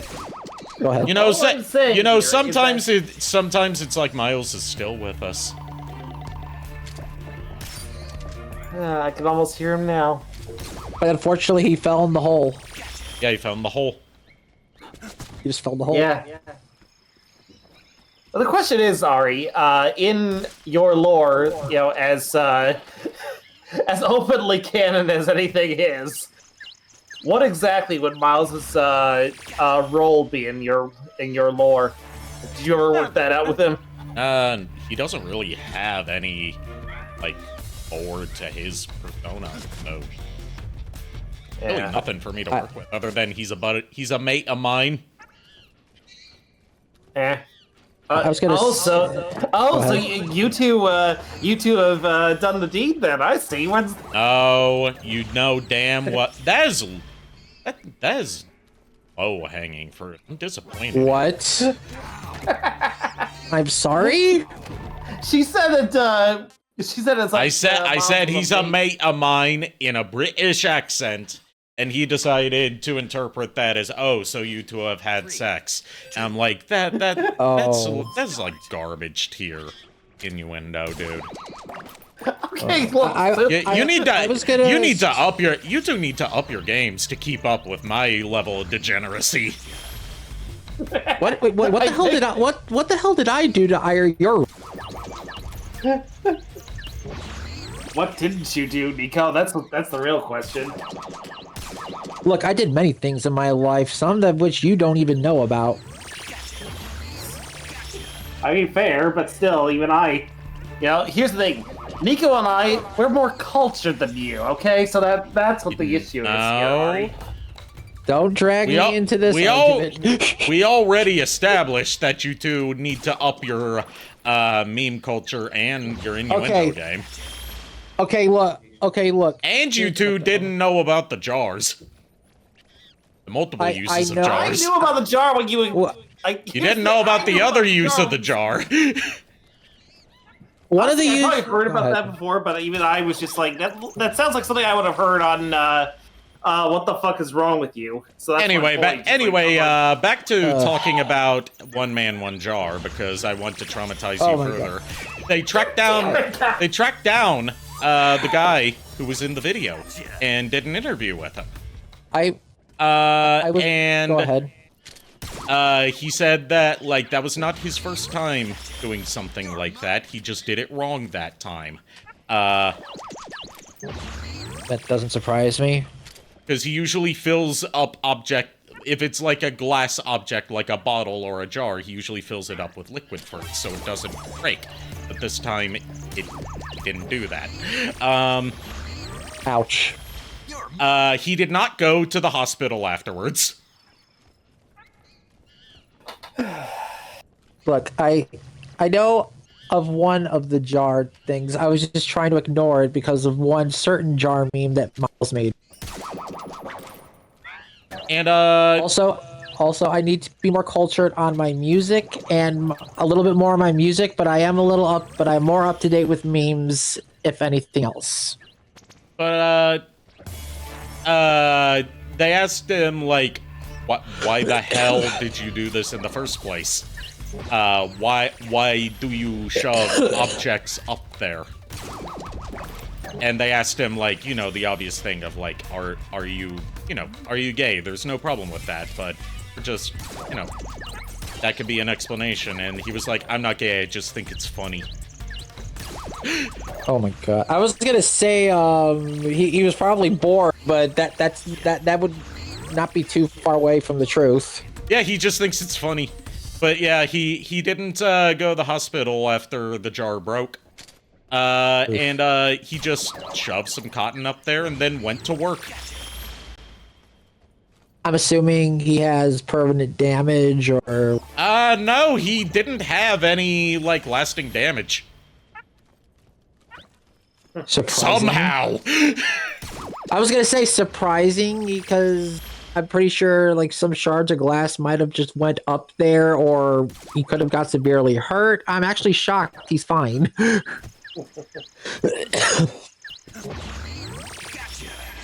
All done. But no, I will admit I have been more cultured and more known to some memes because of you, Ari. I admit that. Yes, I have enhanced your life. But I will say this, though. I didn't follow much music when I was younger. It was mainly either video game music or just video gaming in general. I didn't follow much music when I was younger, either. I just, like, absorbed whatever was playing around me. Fair enough, yeah. I didn't start following specific bands until I was in high school. I didn't really follow many bands, if anything.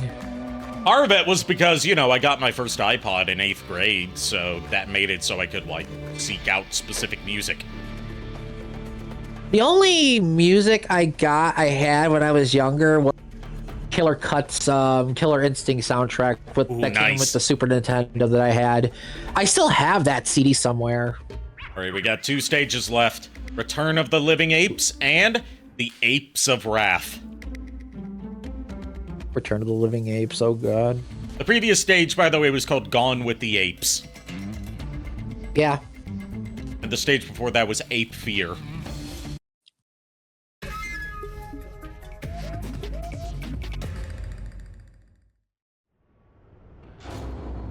Oh boy, is this a... What the fuck is that? Is that a Metal Gear Shagohod? Yes, it is. I still can't take the name Shagohod seriously. It just means walking machine. But when I know in the but it still sounds in the ridiculous. dialogue, the ironic thing is that it doesn't walk. I'm just saying it sounds ridiculous. I can't take it seriously. I'm sorry. Look, it's Russian. It's vodka language.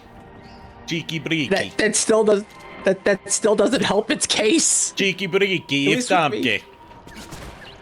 Oh my god.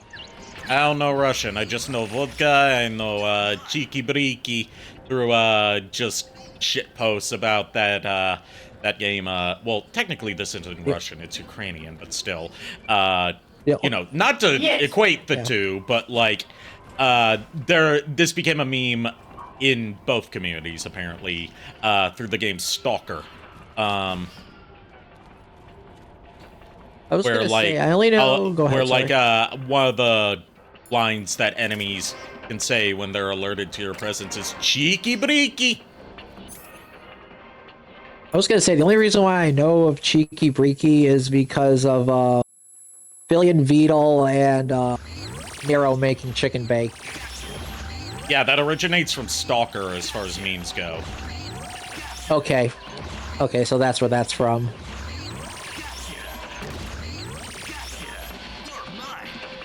This That's a lot of music, monkeys. this music is, I believe, from Metal Gear Solid: The Twin Snakes or Metal Gear Solid 2. I'm not sure. I'd have to go back and listen to both soundtracks, which, you know, not necessarily a bad thing to do. That monkey is given some sort of speech. Got a microphone. There's a banana. It's a banana that he's using as a microphone. I'm gonna flashbang all of them. Somehow the flashbang didn't affect the one that was giving the speech. I was gonna say, but yeah, there is nothing wrong with going back to listening to some music from Metal Gear Solid because Konami has a lot of good music tracks in general for like their games.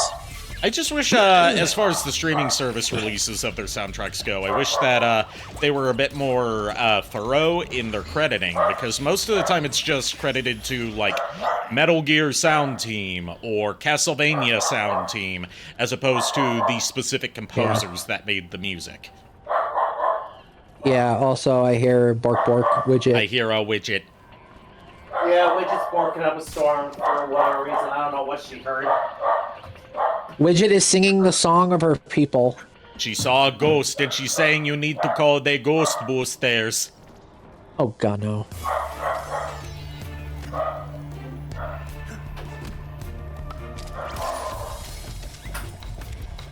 Ugh. 20 minutes later, and Miles is still not back from the hole. You fell in the hole. It's not easy to come back from the hole. I should know. I've been in the hole. Well, especially since Cthulhu-chan is down there, so I wouldn't be surprised. Well, you know what they say.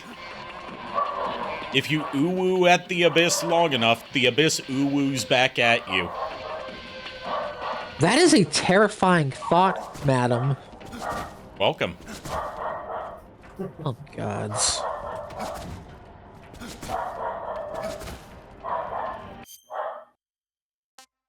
Okay, so the time limit's pretty forgiving on this one because it's a larger.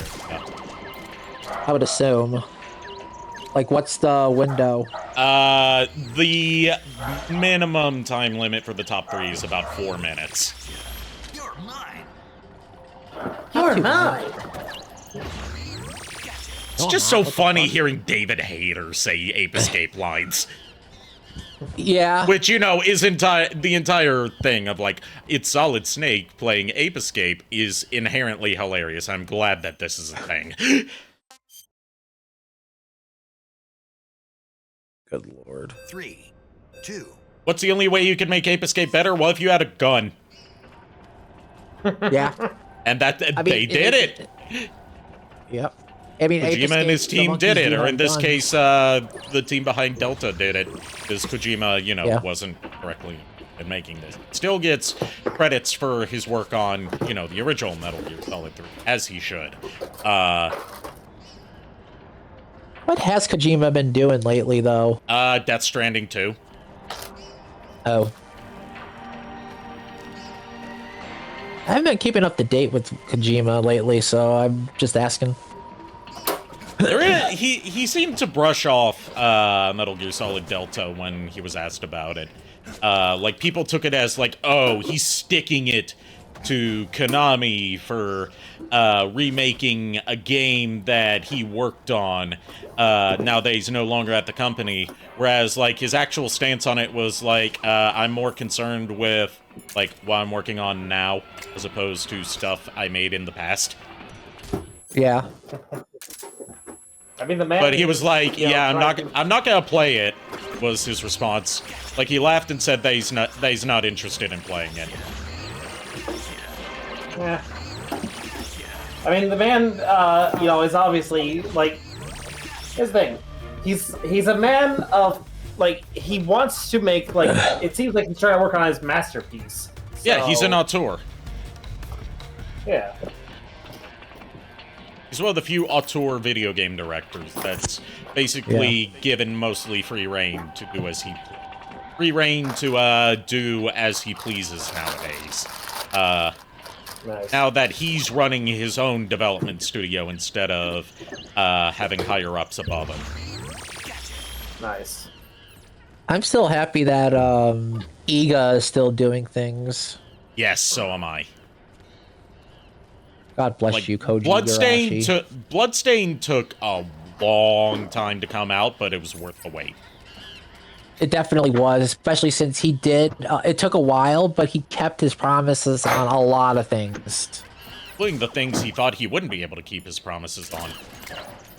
And we're getting a sequel to Bloodstained Ritual of the Night, which I am very, very happy for. Yep, and he, since, there were no Metal Gear projects going on at the time that would have required David Hayter, why not bring in David Hayter to use his Snake voice, but with a little bit of an accent for Zangetsu.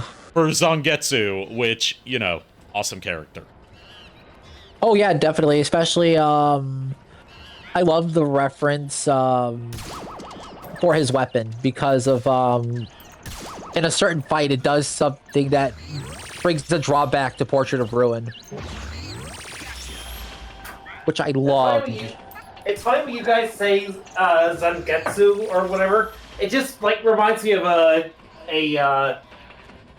of the Spark bots from what was it?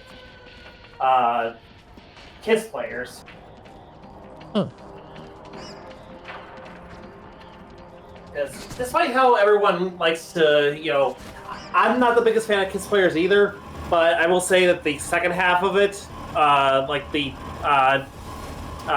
pop star idol thing that they did, Yeah. that's fine. I have no problem with that because it's like it's not as severely edgy as the first half was. Basically, Kiss Players got okay. Once it stopped being Kiss Players, instead became like a big continuity cavalcade tying together like all different disparate bits of Transformers 4, as opposed to being Lolicon fan service with Transformers in it. Pretty much, yeah. So, like, the thing for me is that they basically made it look like, oh, the Spark bots were agents of Unicron. And I'm thinking, like, I'm like, okay, that I'm willing to get my hands on something from Kiss Players if it means I have more Heralds of Unicron. Yeah. I am also happy that Bloodstained gave us one of the best characters of all time, Hachi. Orlok. Oh, I thought you were going to say Orlok Dracul. No, well, Orlok is one of them, but Hachi tops that. We got a corgi that piloted a steam mech. Yep. Best boy.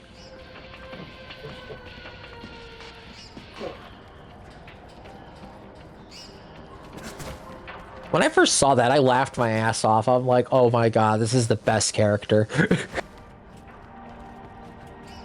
I just love OD as a character. I know he's just a big shout out to Alucard, but He's also a big shout out to JoJo. If I recall correctly. he's a shout out to a lot of things. Yeah, you beaten Bloodstained, right? Yeah, of course I have. Okay, then, yeah, because when I told my friend, hey, I'll read OD's name backwards and you'll understand why he has the power that he has. And he's just like, I hate you for this.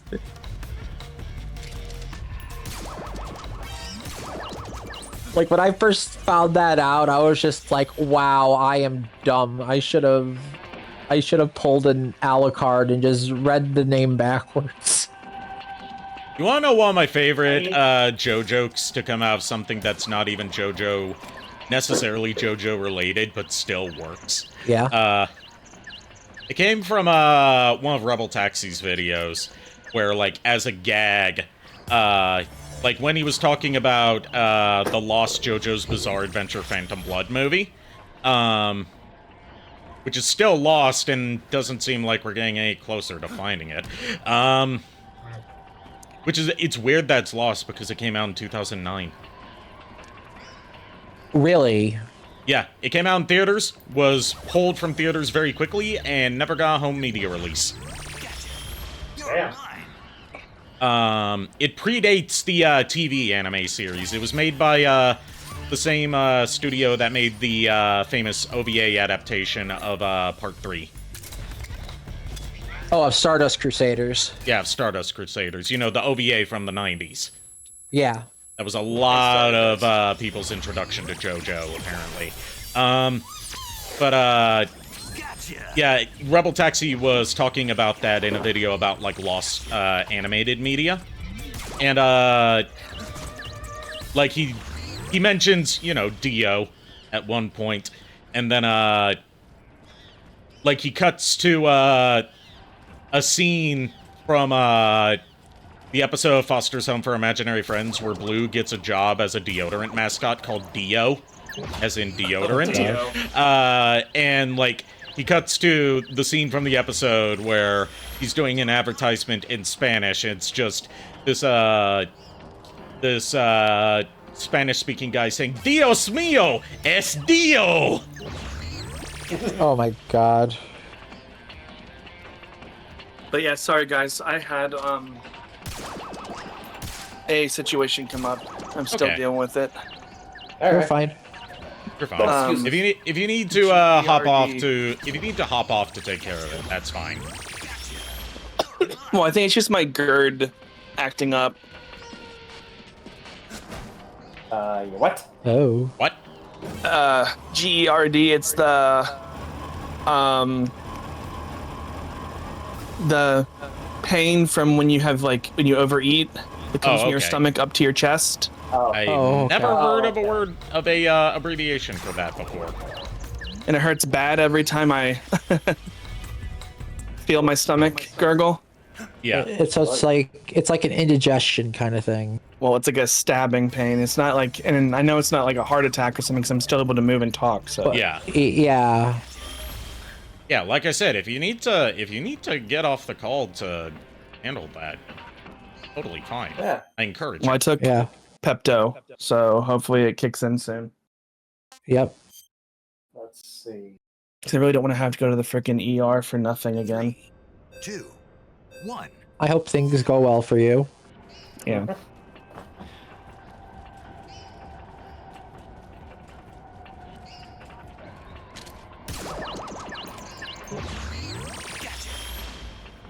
But yeah, the one thing I regret not being able to do since I lost my vision was play the multiplayer for Bloodstained when it came out. I still haven't played the That is multiplayer. I haven't played really a lot of the stuff they've added post-launch. And I need to. The classic Vania of it is very. It's very what love you it. cut out at the end of it. Sorry. Testing. Yeah, I can hear you. I can hear you.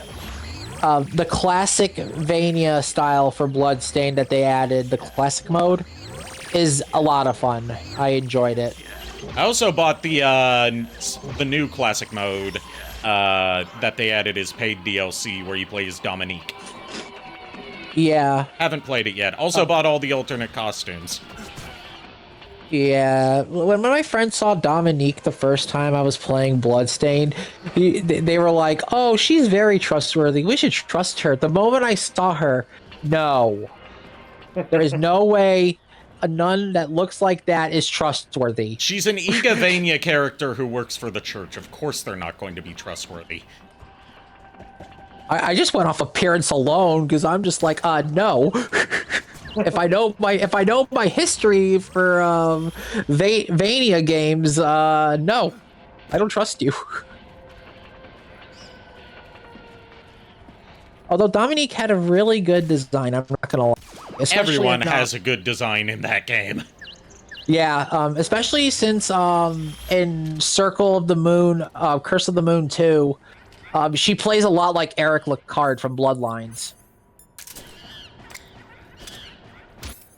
Because she had a spear and a high jump.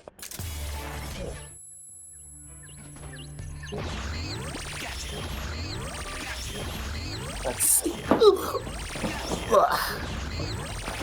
I got a question for you, Ari, as the resident Mass Effect fan. Yeah.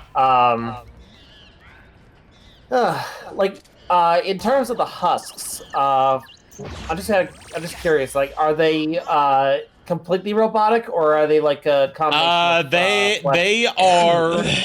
They are the reanimated corpses of, well, your standard husk is human.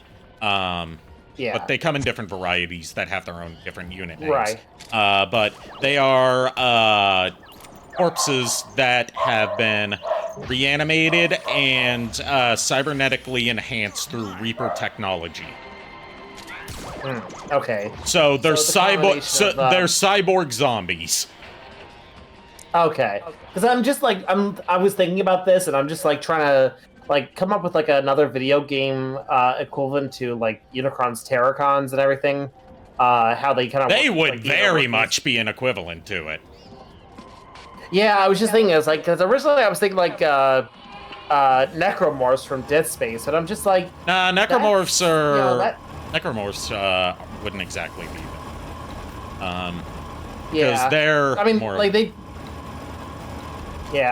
they twist and reshape in terms of body horror of their victims, but I can see it doing more for like a more like, you know, universal thing would be the husks, like how the Reapers do it to organic species. Because I'm trying to like come up with an idea. It's like how you know, if Unicron were to you know, absorb humans or any other organic species, you know, how would they be, you know, terraconized or whatever into you know, into his systems. And I'm just thinking like, honestly, husks seem to make more sense. Yeah, the husks would be the closest. And, you know, when you get into the other species that have been turned into husks, we get the Reapers not only, you know, expanding their ranks of foot soldiers, but also doing, like, some, like, almost Mengele-style experimentation on creating new types of soldiers. Like, I can't remember what they're called, but, you know, like your brute type ones, you know, the big boys, are actually, they are Krogans that have been melded with Turians. Would it be equivalent to like Enforcers or something? It's been a long time since I played Mass Effect 3, so I just can't remember all the unit type names. All the only ones I can remember are Husks for, like, the human-based ones, and Banshees for the Asari. Start. Honestly, Banshees make a lot of sense for the Asari.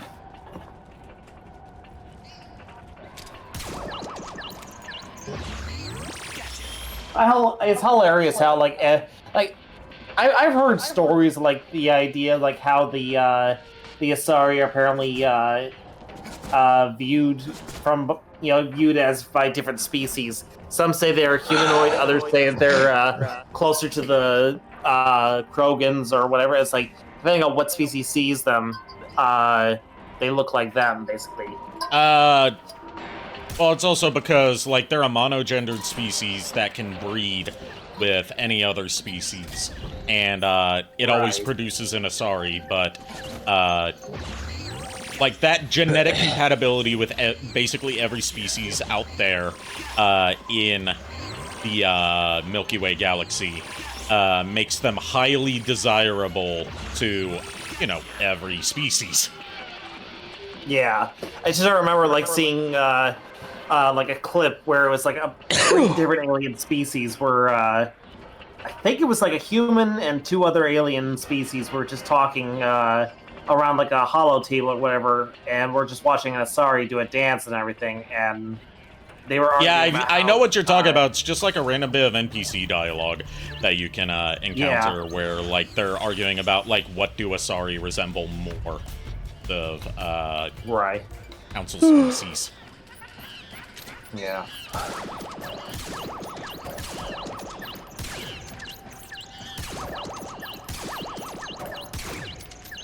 So how go the monkey hunt?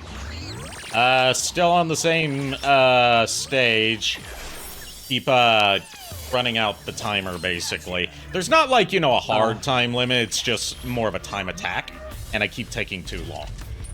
Because I can't quite figure out how to get the two monkeys that are having a slap fight on top of the missile gear. I was gonna say, do you have to get ranked on the time to you have to get in the top 3 for it to count as complete.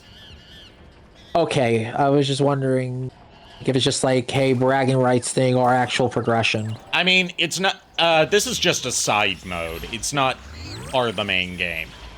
Yeah, I was just. I mean, what? No, let me rephrase it. I'm thinking like to get further in this mode. If it's more just bragging rights, or is it just like you have to actually place in one of the 3 slots in order to continue on in this mode? Oh no! I have all the stages unlocked because I've beaten the main story. Okay.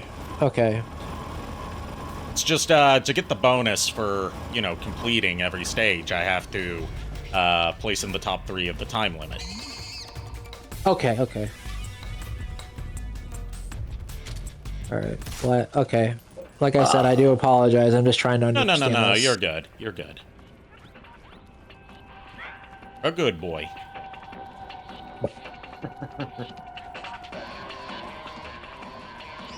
God, no, Shall I, Nico? I will use the mallet. I'll use the mallet if you want me to, Nico. I leave that up to your judgment and your digression. I am just going to go back to my book while the monkey hunt keeps going. 3. There you go. 2. Look, I've already have Lulu playing that game with me, and now I have Maxine here playing this game now too. And now I'm starting to be concerned.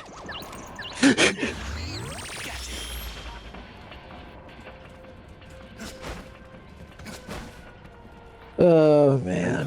I mean, you and I, like the 3 of us, have known Ari since like before they came.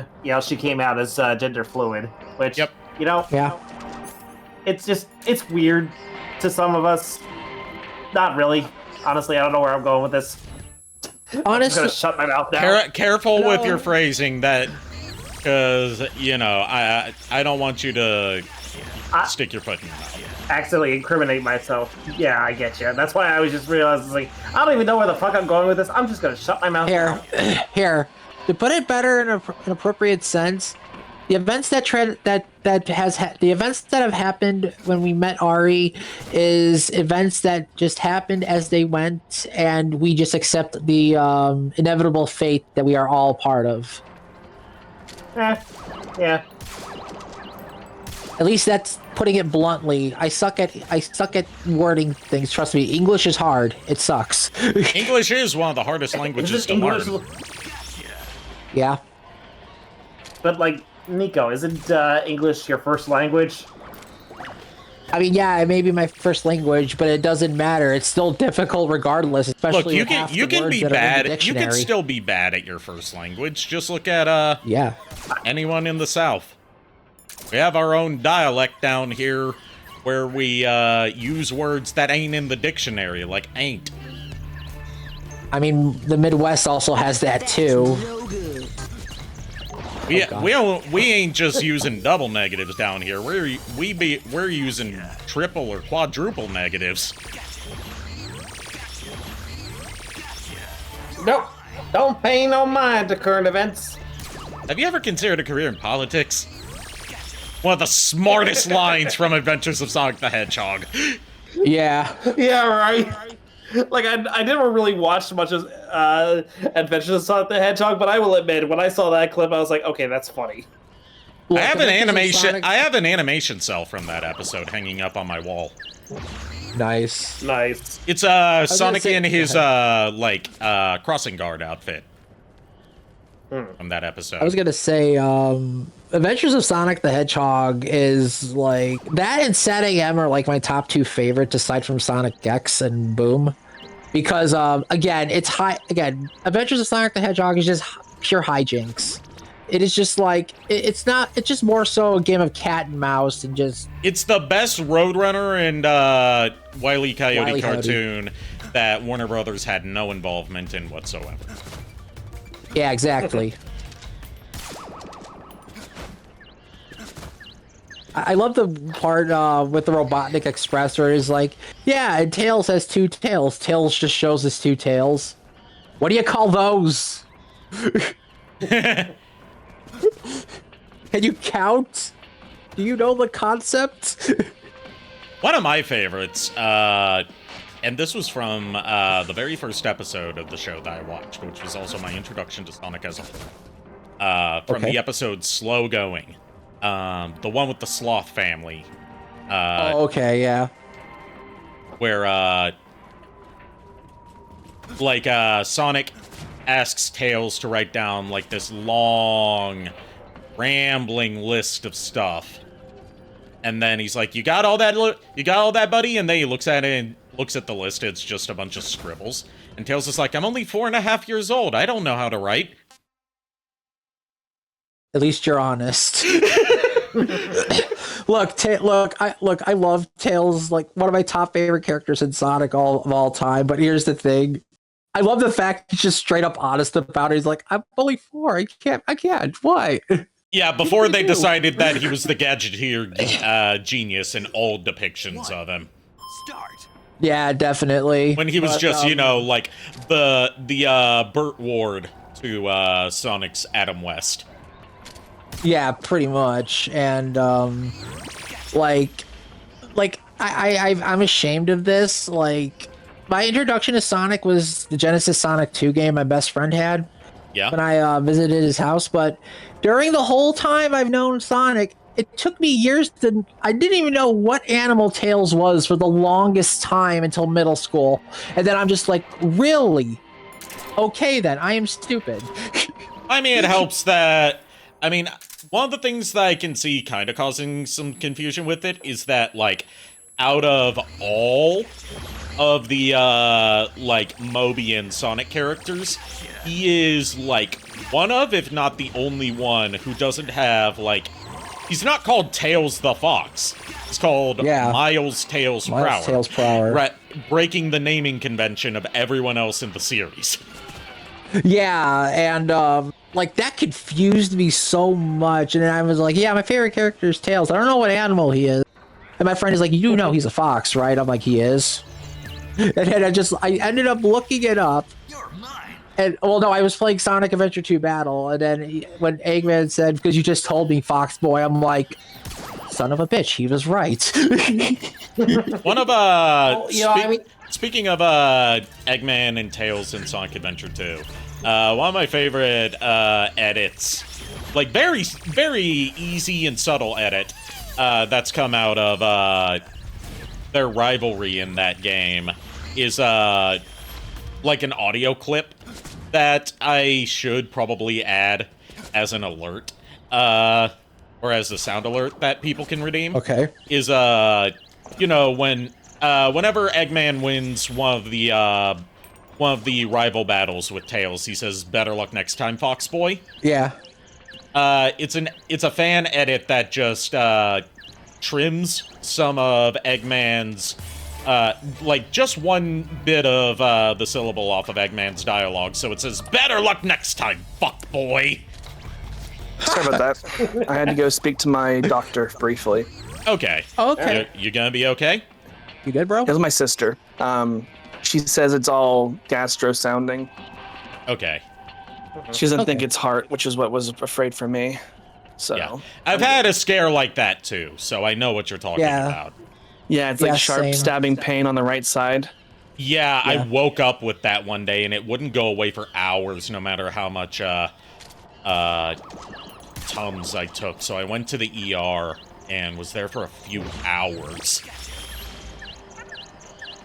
Wow, like I've only had that one time, and it went away on it, thankfully. But at the same time, I was thinking like, what the heck did I eat, or what the heck is happening? This isn't. yeah, they this is not they natural. determined like it also didn't help that like I threw up, because of the pain I was having, and my vomit was like a vibrant red color, without going into much more disgusting detail. So they were like, okay.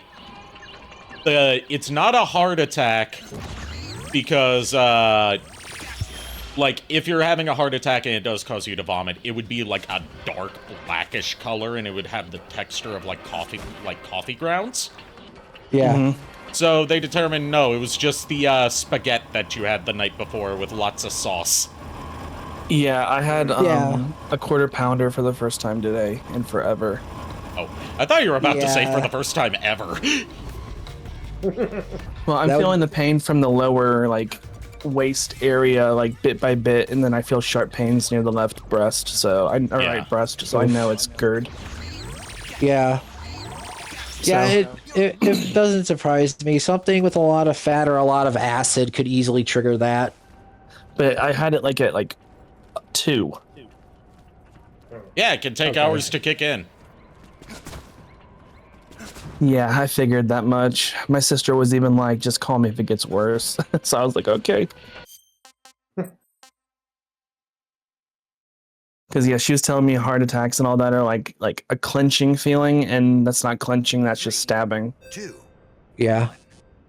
Anyways. So you're saying Positive. it was for you had the quarter pounder for the first time in forever. Yes, that is exactly what he said. Since the I haven't accident. had it since before the recall. Okay. I did not know about a recall, but then again, I don't. Neither did I. Then Then again, what's not being recalled nowadays? They did have a temporary recall because there was something wrong with the meat that was giving people a lot of problems. Oh, the onions? Yep. I thought it was something else. TLDR. Never I mind. figured it would. Had E. coli. Oh yeah, Oh, yeah, okay. that makes sense. That. All right. That'll do it. That'll do it. So they did a recall, so Okay. that's why I all never right. hadn't had it since then, and I just decided today, like, YOLO, let's try it. Yeah, I just get chicken nuggets from there, or like a chicken sandwich usually. Yeah, I don't They have a usually. good chicken sandwich. That or don't fillet of eat- fish. I prefer like homemade burgers. I don't like the fast food. The Yeah. patties are too thin for what you pay for. You know what I Yeah. do like now? What? Sweet potatoes. I'm back and forth on sweet potatoes. Yeah. I prefer. I love them. I prefer like your standard, you know, like russet potato? your standard potatoes. I don't hate sweet potatoes. It's just given the choice between the two, I'll always take just like your standard like russet or Congold, rather than sweet potatoes. It's the difference in the flavor that throws me off, because it's like, you know, I'm very susceptible to flavors and textures in my food, partly due to my autism. And like the taste of sweet potatoes is just, you know, it's distinctly different from regular potatoes. So it's like this feels the sensation of eating this. The texture is like, you know, a French fry or a mashed potato. You know, any sort of potato dish, but the flavor's wrong. And my brain has trouble reconciling the two. So it's more of a sensory. It's entirely situation. a sensory thing. That's a thing about autism that like a lot of people who aren't all that familiar with what living with autism is like assume that autism is entirely down to like the cognitive stuff or like executive functioning or like, social issues. Yeah. But there's also a lot of sensory stuff to it that can fuck with you. Yeah, there's a lot of things that go into autism that, quite frankly, that have not even been touched upon yet. To be fair. Yeah, we're still learning a lot of things about it, which is why, contrary to what a lot of stupid people want to believe, cases of diagnosis rate of autism isn't going up because more people are becoming autistic. It's because we're gradually learning more about how to properly understand and diagnose people. And also just for a long time, centuries, autism was viewed as like this debilitating thing, no matter how severely it affected the individual person. Which is not the case. Like, yeah. They would look at the most, severely impacted cases and think that's what all autistic people are. And that's very much not how it is. But unfortunately, there's still a lot of people who think that, including people in high positions of power across the world. Yeah. Yeah. They're basically using it as like a wrong use of a reference point. Basically, it's like a wrong reference. And as we've grown to understand more about autism, medical books have been updated to account that, and even the DSM has been updated to reflect more modern understandings of autism.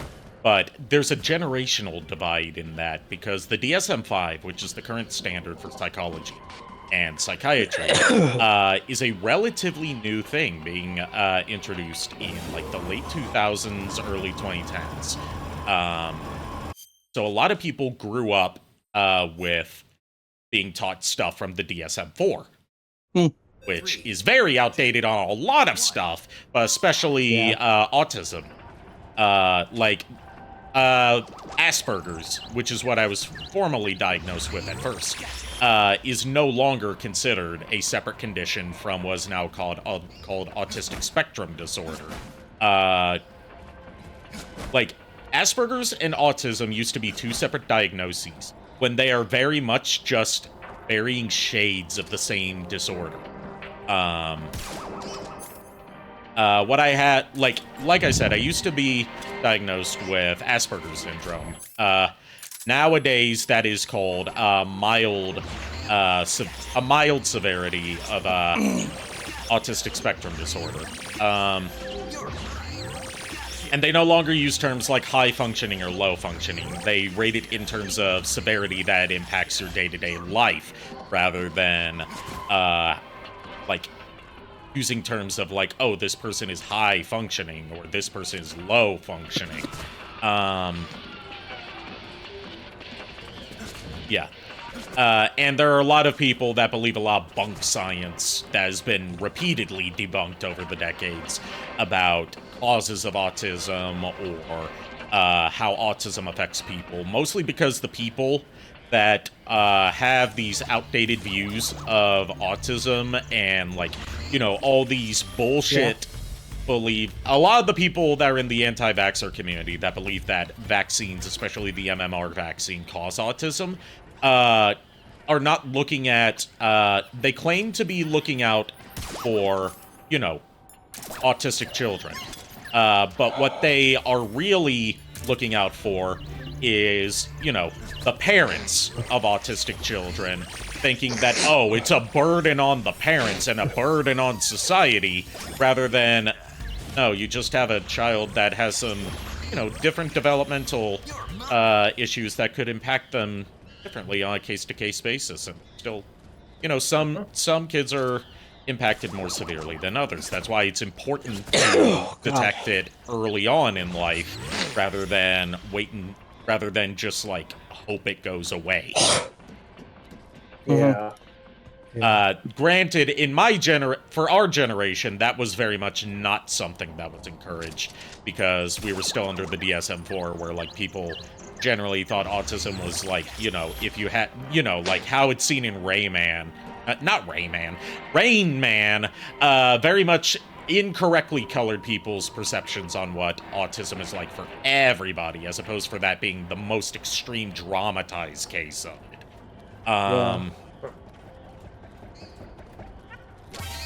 Sorry that I've gone off on this tangent. It's just, like, as a person with autism, in recent years, I've been thinking about, like, you know, I'm building up a little bit of a community and a little bit of a platform. Yeah. Might as well use it to, do some good for stuff, you know, other than, you know, the charity work that I've been helping with. Might as well use it to spread some information and messages to people that may or may not know about this stuff, so they can have their preconceptions cleared up. Yeah, I could relate to that. I mean, I have autism as well, but spoke of it is similar to how like when some people, like, either in this chat or like when you guys ask me about my vision or whatever when I play video games, like I get on that tangent as well, so I can relate. Yeah, it's called a hyperfixation. Yeah. Yeah. And it doesn't just affect autistic people, but it's very common. Yeah. It's where they have, like, one specific interest that they are very interested in, and once that is brought up to them, they will hyper-focus on it and just go on about it forever. I say that as someone who does this all the fucking time. Yeah, same. It's similar with me and like if I talk about Castlevania or my vision or anything I'm really passionate about, I try to stop myself as much as I can. I mean, yeah, I'm passionate about it, but sometimes it's like I'm afraid, like, either A, I will scare somebody off with it, or B, they'll be like, okay, yeah, your ass is just annoying. Yeah, there's a common joke among autistic people of our generation specifically. That, by the way, we finally completed that stage, and we only have one stage left. Mazel tov. There's a common joke in the autistic adult community, and even younger autistic people, I think, as well. I haven't really talked to younger generations that much, because I try not to talk to people that are, you know, kids. For obvious reasons.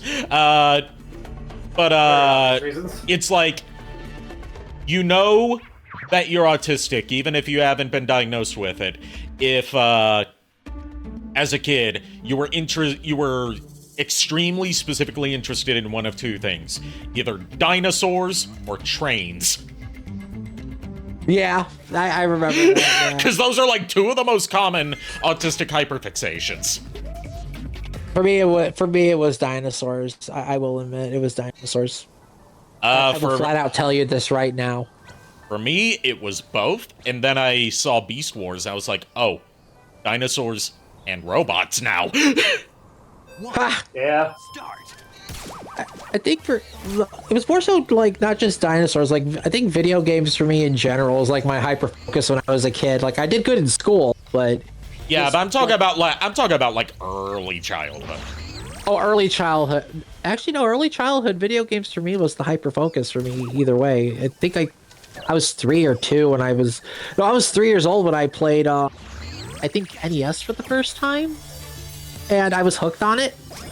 See, outside of, you know, going to the arcade and playing some of the machines they had there. I say the arcade, it was a bowling alley, but it had a big arcade in it. It's an arcade. You can just say arcade. Yeah. I didn't really play video games proper until, I was 6 years old. Like, any home video games, because, that's when I got my first game console. Technically my first 2 game consoles, because I got them together. It was my PS1 and my Game Boy Color. Okay. Yeah, like, with NES, it was a hyperfixation for me because I would watch sometimes when I couldn't sleep at night, I would be awake and then I would hear my mom play either Dr. Mario or Super Mario Brothers on the TV. And I would just end up staying up with her playing until like she had to go to work or something. And That's fun. From there, started my kick into video games. So honestly, I have my mother to blame and thank for that. My sister did that to me. She got me playing Mario when I was a kid on Super Nintendo, and then I ran into Pokemon. Yeah, we all ran into Pokemon around the same time because that's when it came to the West. That's why that was mainly our generation. Yeah. Yeah, we were the generation of Pokemania. Yeah, we were the ones that started that shit. I still remember seeing the day that I found the game. I didn't even know what it was. At that point, I went in and went to Target. I remember Target because it was just so big for me. And saw Charizard. So I'm pretty sure I know which Target it was too. Probably, yeah. Yeah. Because we lived around the same place around that time. Yeah, it was that house in Cornelius, near where I live right now. And I remember getting it in my Game Boy, my original Game Boy, like my red one, and getting to where the old man was just laying down. I'm like, how the heck do I pass this guy? And I quit playing it for about a week or two because I was like, I don't know how to do this. This is too hard. Yeah, that's kind of how I was with Pokemon Red as well, because I didn't have a concept of what an RPG was, because this was one of my first video games. And I was introduced to Pokemon, well, technically first through the commercials. Specifically that commercial of all the Pokemon being loaded into the bus and then being put in the being put in the compactor. They crush it into the Game Boy. One of the rare instances where you'll hear Pikachu not voiced by Ikue Otani. I didn't know from the commercials. I didn't know what the fuck it was. I just thought it looked cool. And playing it, I saw the first episode of the anime before playing any of the games because I rented it from Blockbuster after having seen the commercial game. And I tried to play it like I was following the plot of the anime, but since I didn't know that the anime was based on the game and not the other way around. So I was like, this isn't working like the anime. What the hell's going on? Oh god. Oh man. Why can't I just choose Pikachu at the start? Why can't I because this was red version that I had. Why don't I get Pikachu at the start? And why can't I just beat Brock the way that Ash beat him in the show? With Pikachu. Somehow activate the fucking sprinkler system and then shock Onyx to death. Yeah, and just all those differences between the game and how the anime played out threw me off. I was like, I don't know what to do. I didn't understand the type matchups. I didn't understand any of the stuff about it. So, I eventually reached, a brick wall of not being able to progress when I got to, I think it was Rock Tunnel, where you need to use Flash. Yeah. And I couldn't get through it, because, I had the HM for Flash, but I didn't know which Pokemon could use Flash, because I didn't catch any that could use Flash up to that point. So, I was like, I just can't get through this then. Yeah, when I played Red version for the first time, again, I found out about the game same way you did, but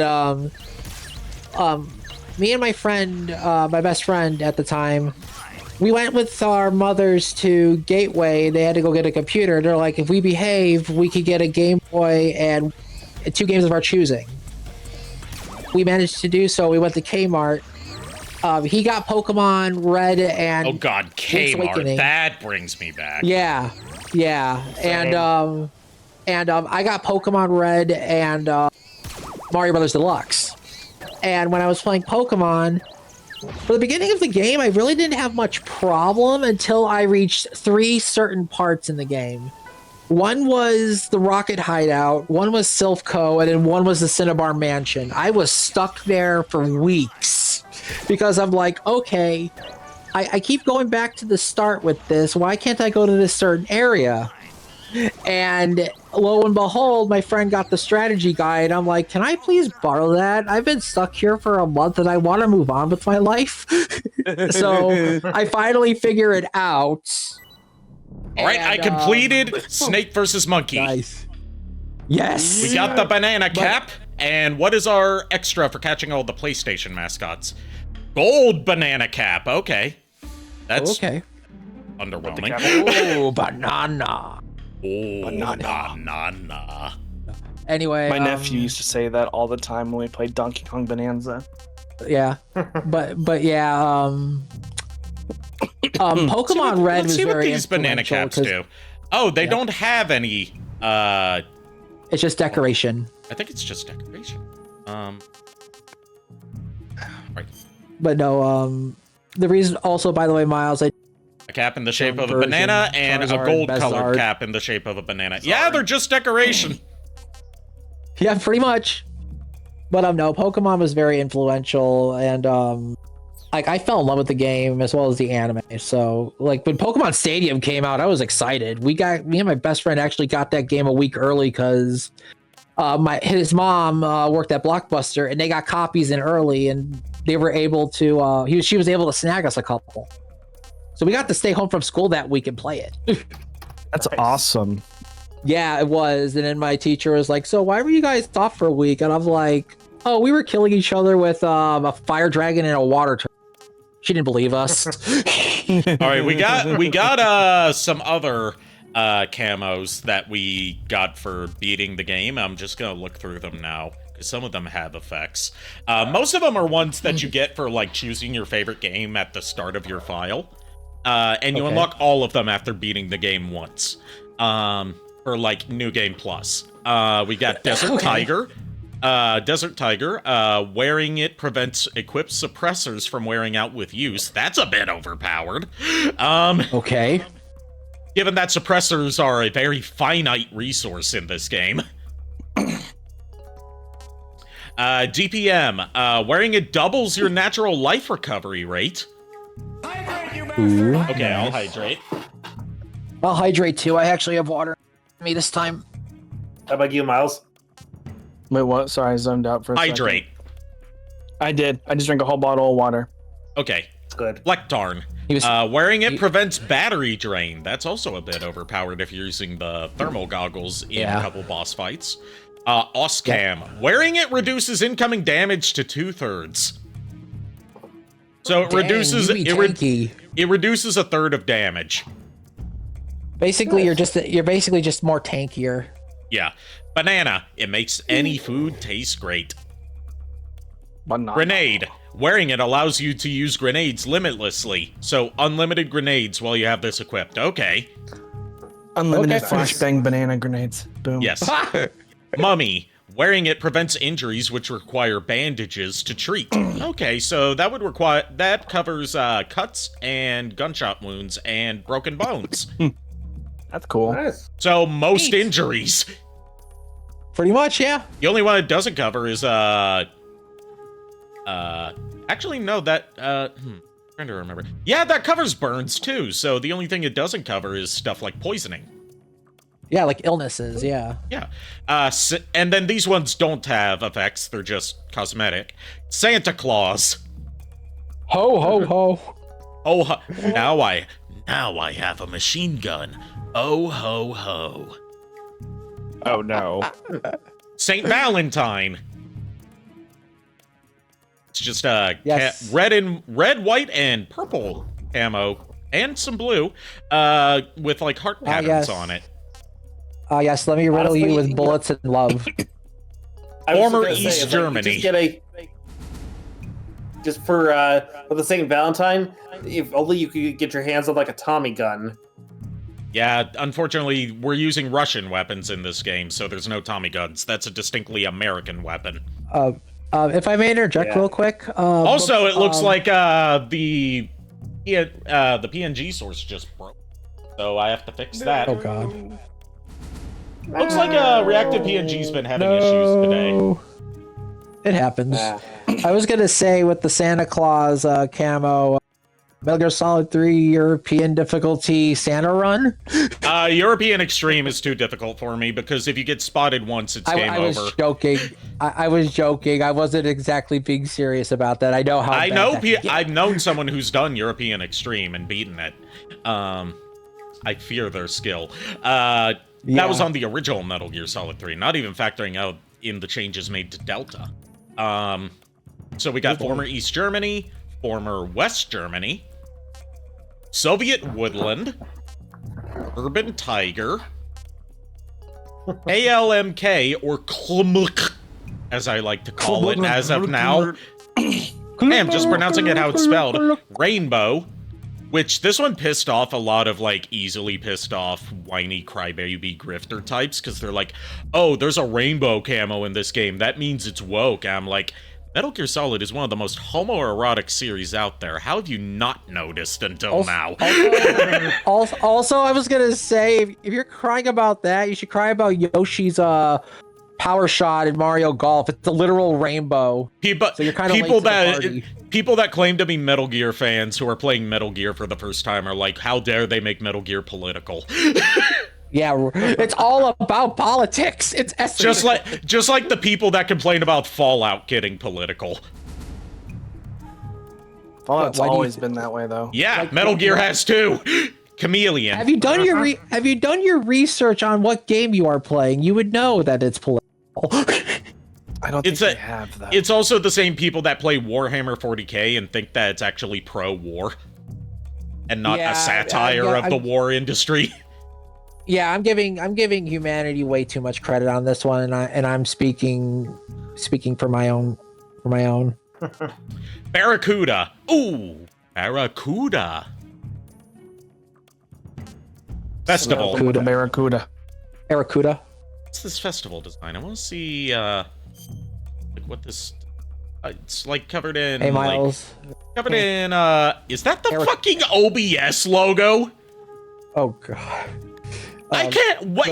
I think that's supposed to be like a Yashichi, but it looks like the OBS logo. Holy shit! I was gonna say where? On his leg down, on his left leg down there. Oh no! I was gonna say, Miles. Think of it. The Pokemon Arikado. It's a camo. The white circular pattern with like the 3-pronged bladed look to it looks exactly like the OBS logo. It does. Yeah. Oh my gosh. Unintentional property placement. Okay. Dodo. Sorry, Dododo.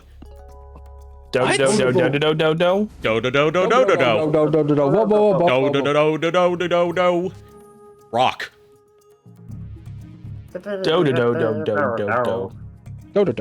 Water snake. Night desert. Tell me, do you know of do? Swamp. Flower.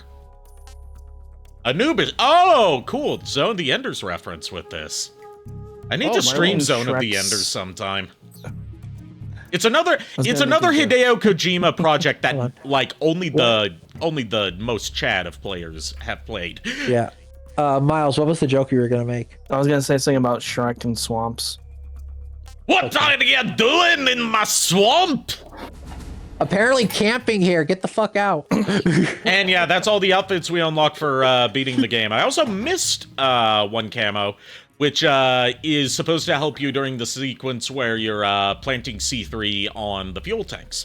It's completely optional to get. It is the engineer camo. So you can disguise yourself as one of the engineers working in the hangar. How do you get that one? You have to find it in a specific location, and I just missed it on this playthrough. We also unlocked the tuxedo camo for beating the game. Okay. Because what would a James Bond pastiche be without a tuxedo? And if you, in the prologue to the game, when the boss is one of your support staff, if you wear the tuxedo camo on New Game Plus, she chastises you for wearing a tuxedo in the middle of a jungle. Saying that you'll stick out like a sore thumb. Yeah, but I'm gonna look damn good doing it. Yeah. There's also the white tuxedo, which was a pre-order bonus. Move with finesse, silencing your footsteps and doubling your natural life recovery rate. If the jacket gets dirty, the effects are lost. Yep. That means, you know, taking damage, which would get blood on it, but it also means getting mud on it. Yeah, so crawling. You can't really crawl much with it. Yeah. There's What, the no sneaking crawling? suit that we picked up towards the end of the game that I already talked about. Then we've got the Peace Walker sneaking suit, which is a DLC one, part of the Deluxe Edition, which you can upgrade to it after buying the base game, thankfully. Eliminates the sound of footsteps and boosts natural life recovery. Then we've got the Battle Dress from Peace Walker. Greatly reduces all damage taken and boosts natural life recovery rate, but decreases moving speed. So literally, you're just like walking tank, massive health regeneration. Because the Battle Dress in Peace Walker and Metal Gear Solid 5, it provides great defense, but it makes you stick out like a sore thumb, makes a lot of noise, and makes you move slower. Because, you know, so you're trading stealthiness for being more tanky. Yeah, so you're literally just turning into a massive tank. Yeah.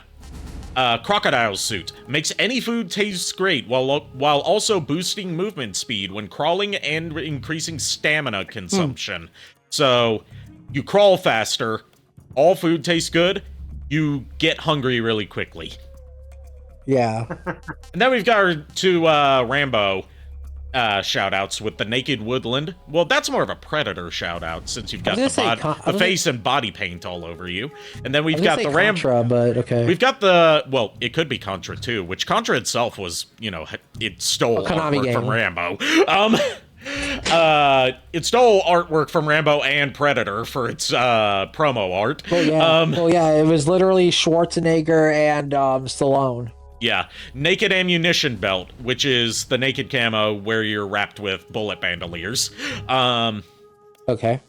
And then Gold, which is the self-imposed challenge one, where you're not only naked, which means that your stamina decreases quicker and you take more damage, significantly lowers the camo index while boosting movement speed. So you go fast, but you do not blend into anything. Gotta go fast. Gotta go fast. Gotta go feast. Then we've also got a whole bunch of face paints that we got. In addition to, you know, your standard ones, we unlocked different national flag-based ones, which I need to change out the... You know what? We'll wear the crocodile suit for this. I'm just gonna say the golden, the last one we saw, the one, but put the golden banana hat on. You got the perfect outfit.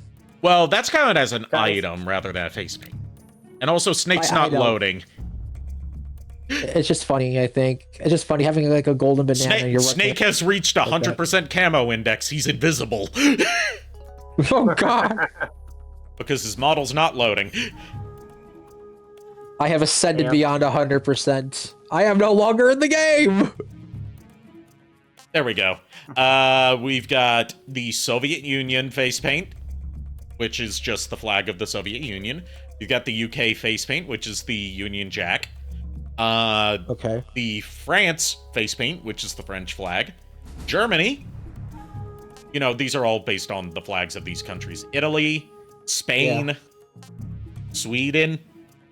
I'm glad they have Sweden. Do they have Brazil? Japan. USA. No, they do not have Brazil. Snake will not go to Brazil. We've got green, which makes it so you have infinite grip when hanging off of ledges. That just sounds nice. Brown, which gives you infinite oxygen while swimming.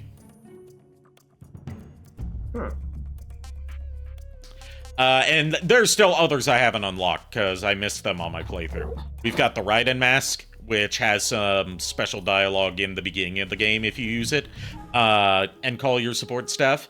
We've got Glasses, which is DLC. It just gives Snake some glasses. Oh, what kind of glass? What kind of frames? I don't know how to describe them. I don't know the names of different frame Are types. they rounded frames? They're kind of like rounded square. Okay, I know which ones. And then sunglasses, which are like aviator shades. Those are also DLC. But I believe, since I'm not gonna do a whole, you know what? Since Miles and Nico were not here for the Secret Theater stuff, I'll go through the 2 Secret Theater cutscenes I unlocked before for them to experience. Yes. Okay. Please. Pick which one we watch first based on its name. The incandescent Miles, you want cobra. to pick first? I'm afraid to. The incandescent cobra unit, or the beginning is the end. Cobra unit. Why not? Okay, and I found out why incandescent cobra unit is done in, the remastered engine, whereas the beginning is the end is ripped from the PS2 version. It's because the incandescent cobra unit and the other 2 secret movie deltas are brand new to this remake, whereas all the others are preserved from the PS2 versions. So yes, incandescent cobra unit, which is one that you get for beating the game. The others, you have to find a new kind of collectible called film reels. Alright, so these are basically shitpost versions of existing cutscenes. And this is when you first find Sokolov and try to get him out in the beginning of the game. Okay.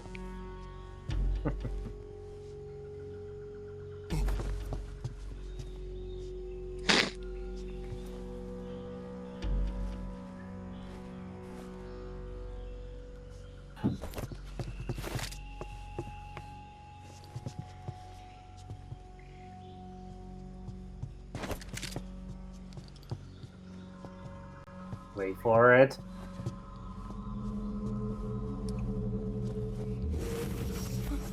Oh, he was starting to charge a Kamehameha! Now it's at the bridge encounter with the boss, where she defects. Good work, Jack. What are you doing here? Sokolov comes with me. Now here come the bees!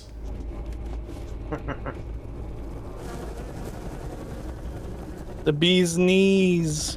The bees and then the Cobra unit up in their helicopter.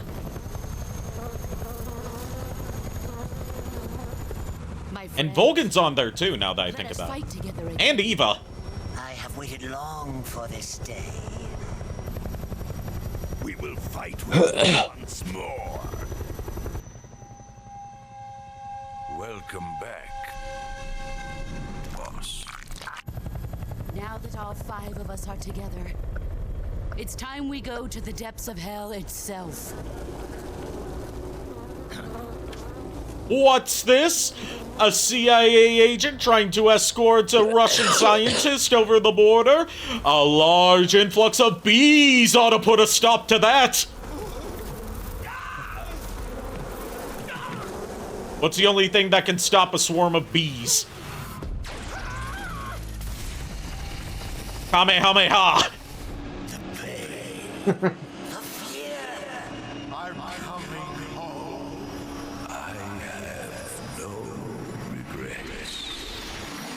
I am coming home. I have. He just killed all the Cobras and Volgan and Eva with one Kamehameha from his hand. A single-handed Kamehameha, so that's like Gohan's that he used against Cell. So basically, that was the end of the game. That's it. That was the end of the game, and it was all thanks to Sokolov.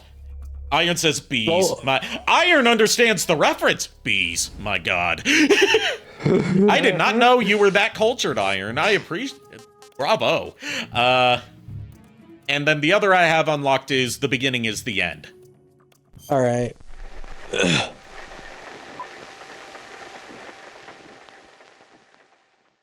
After the end of World War II, the world was split into two, East and West. This marked the beginning of the era called the Cold War. All right, so Snake is parachuting in for the virtuous mission. Oh, God.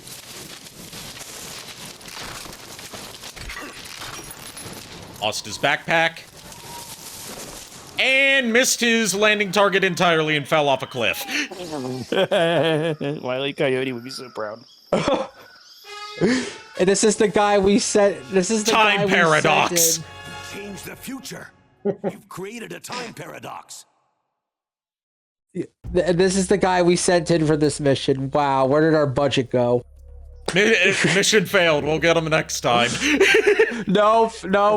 We wasted our money on this guy, and he literally killed himself. Not even beginning of the game. Okay, nice. This is supposed to be the mission that proves that the Fox unit should be officially incorporated as a Black Ops unit for the U.S. military. Yeah. And it That's failed so before it stupid could as even fuck. begin. That is just stupid as fuck. I am sorry. Yeah, there are other stupid ones in here. Out of the ones from the PS2 version, there's Gotcha This Time, where you remember when he was placing the C3, final C3 on the rocket fuel tank, and it was in the shape of a butterfly, because that's what Eva gave to him. And he, like, tosses it up in the air and catches it, and it's like, gotcha this time! And then, like, slams it onto, the, fuel tank. In this version, when he slams it on, it accidentally sets the timer way ahead and instantly detonates. Damn, that is like the Sonic Mania Adventures levels of bullshit from the first episode, where just like Sonic punches the bomb and Robotnik's like, oh. I can't remember all of these because I haven't seen them in a long time. Let's see. Oh, the Joy one is great because it's like actually no, that's not the one I'm thinking of. There's Metal Gear S, where it's not Snake that's the hero in this one, because the story gets hijacked by Sigint, one of your support staff, the guy that goes on to be the DARPA chief in Metal Gear Solid 1. Seriously? You have me intrigued. I can't show it to you because I haven't unlocked it. Fair. The ultimate weapon, that's what I'm thinking of, when at the end of the virtuous mission, when Snake is like bandaged himself up from his wounds, and he looks up to the boss looking out through the helicopter that she's flying off in, after she's defected and, nearly killed him, and he like reaches his hand up to the sky as if he's reaching out to her one last time. They engage in a game of rock, paper, scissors. Are you serious? And Snake keeps on losing. Like, he picks rock, she picks paper. He picks scissors, she picks rock, so on and so forth. So, he has, like, one of those, like, Matrix, white void moments. And he combines all three gestures into one hand movement, thereby creating the ultimate unstoppable rock, paper, scissors weapon. I was gonna say, what hand gesture would that be? The bottom two fingers are curled up like rock. The index and middle fingers are extended like paper, like scissors, and the thumb is extended to create paper. It's all three in one. I'm doing it right now as if you can see it, and it is very uncomfortable to do. I just did it right. I just did it right now myself, and yeah, ow. And like she gets so pissed at him cheating like that she just shoots him with the other nuclear warhead that she had. Wow, that's a salty bitch. I'm sorry. Let's see. There's Basashi, where he comes across the boss's horse. And he tries to eat the horse. And paramedic calls him to chastise him, being like, "You can't eat the horse." It's survival of the fittest. I can do what I want. Let's see. There's he's still got it. You know what? When when you get knocked off the horse, you've just gotta pull yourself back up and eat that horse. Thank you, thank you, Goku. Thank you, Goku. He's still got it, where at the end, you know, the Centurion sniper, who is on death's door, sees Eva and takes an interest in her, and, like, keeps an eye on her from a distance for the entirety of the game to protect her and Snake, so she doesn't get harmed. And then, he sees that they, hook up at the end of the game, and he gets jealous, and, decides to use his final moments to take them both out. Because he didn't get to hook up with the sexy Chinese spy. Who we thought was a sexy Russian spy working for America, but no, she was actually working for China the whole time. And then the ultimate one is Metal Gear Raiden Snake Eraser, where Raiden is pissed that he doesn't get to appear in this game, so he travels back in time to take out Big Boss so he can become the main protagonist of the entire Metal Gear franchise. And every time he travels back to a key moment in Metal Gear Solid 3, he gets his ass handed to him in some way. And ultimately, Rose has to console him, being like, it's okay, Raiden, it's okay that you didn't get to be the main character in this game. There's gonna be a Metal Gear Solid 4, right? Okay, that is some fucking... Oh my god. It's also one of the only Secret Theater cutscenes where they recorded new dialogue for it. They didn't bring in Quentin Flynn to voice Raiden this time, so instead it's Charlie Schlatter. Oh. Who I know as Spectre in Ape Escape 3. Oh, God. He also played Ferris Bueller in the short-lived Ferris Bueller TV sitcom. I was gonna say, Raiden, if you're that upset with Konami and not putting you in the game, you should have done for. Well, he's not in the game, but his potential ancestor Rykov is in there. Part of it involves him coming across Volgin, and Volgin thinks that he's Rykov. And remember, Rykov is Volgin's lover. Oh God. that is oh my.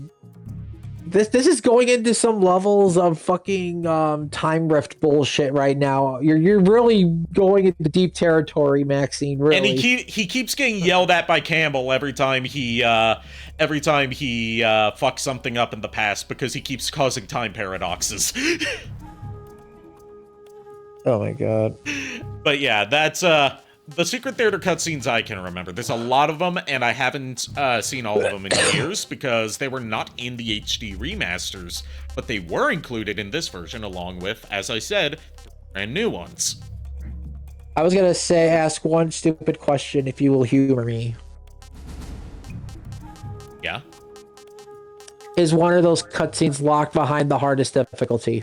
No, they're all locked behind collecting film reels, which are hidden on specific troops throughout the game that you have to kind of snuff out yourself based on tips that you find in the tips menu after beating the game. And the way you get it is the way you get the film reels from them is you have to hold them up at gunpoint, but you're not allowed to shoot them, or else it'll destroy the film reel. You have to get them to drop the film reel. Okay, so basically, you have to hold them up, otherwise if you shoot them, you're not going to get it. Yeah, it's like the dog tags in Metal Gear Solid 2. Okay. Yeah, I was just asking that question if out of a stupid possibility, if one of them was locked behind the European difficulty. Like, I was just asking out of stupid curiosity. No, thankfully, no. Like I said, I was just being stupid and curious. So. No, you're not being stupid. You're asking legitimate questions about how this feature works. I was just the saying. Only thing they didn't include from the PS2 version of Subsistence is the boss rush mode. Yeah, I was gonna say, because I know Konami very well. Sometimes they lock something behind the hardest difficulty. That's why I also asked. They do lock certain titles behind different difficulty. You know, when you complete the game. Titles, yeah. And yeah. Let's see, the titles I've gotten so far from 2 playthroughs are Tarantula, A title given to one who completed the mission while sacrificing many lives. Acquired by clearing the game under the following conditions. Continues 50 or less. Alert phases 35 or less. Humans killed 101 or more. So basically cold-blooded murder. Yes.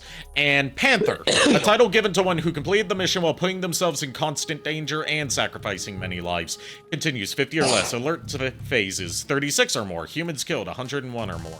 And they don't tell you how to unlock the others until you've already unlocked them. And they do tell you, there is a title that you unlock for beating the game on extreme difficulty or higher, 5 hours or less, 0 continues, 0 alert phases, 0 kills, 20 or less serious injuries, less than 5 life bars or less of total damage taken, 0 life medicine used, and no special items used. If you complete that, you get the easy gun, the infinity face paint, and the stealth camo. Oh god. No, that just sounds like way too much work for that It's kind of bullshit. it's a bragging rights difficulty because these are things that are game breaking if you unlock them. So if you're able to unlock them through this title, it proves you don't need them. Yeah, but at the end of the day, though, like, yeah, it's honestly like, would you really put yourself through that mental anguish? There are alternate ways to unlock them through other. Okay, so they do give you hints on how to unlock them. Like, if you want to unlock, they added a new one called AT Camouflage, which is for shooting all the Gakko dolls. Okay. There's Stealth Camo, which you can also unlock by shooting all the Kerotans. There's the Easy Gun, which is given to one who completed the mission while capturing every plant and animal. Really? So you have to complete the food index in one playthrough. And then Infinity you can unlock alternatively through clearing the game with a Tsuchinoko captured alive. Of course, because Tsuchinokos are a pain in the ass to deal with no matter what game you're in. They have a random spawn rate. They only spawn in specific areas in the game. And in the segment where, you know, you get your stuff back from Eva, you have to make sure to go back out to the area you just came from and recapture it. Otherwise, it will be gone from your inventory and you will never get another chance to get it on that playthrough. Yeah, it's similar to, again, sorry, certain room where you could get a Tsuchinoko soul to get the Soul Eater ring. Yeah, and that's not tied to a specific Konami Easter egg. Tsuchinokos are sort of a cryptid in Japan. Yeah, they're a mythological, like, cryptic or legend. Yeah. And those are, I think, the only ones that have, those are the only ones that unlock specific things for future playthroughs. Other ones are just sort of like, you know, to add to your records and titles collection.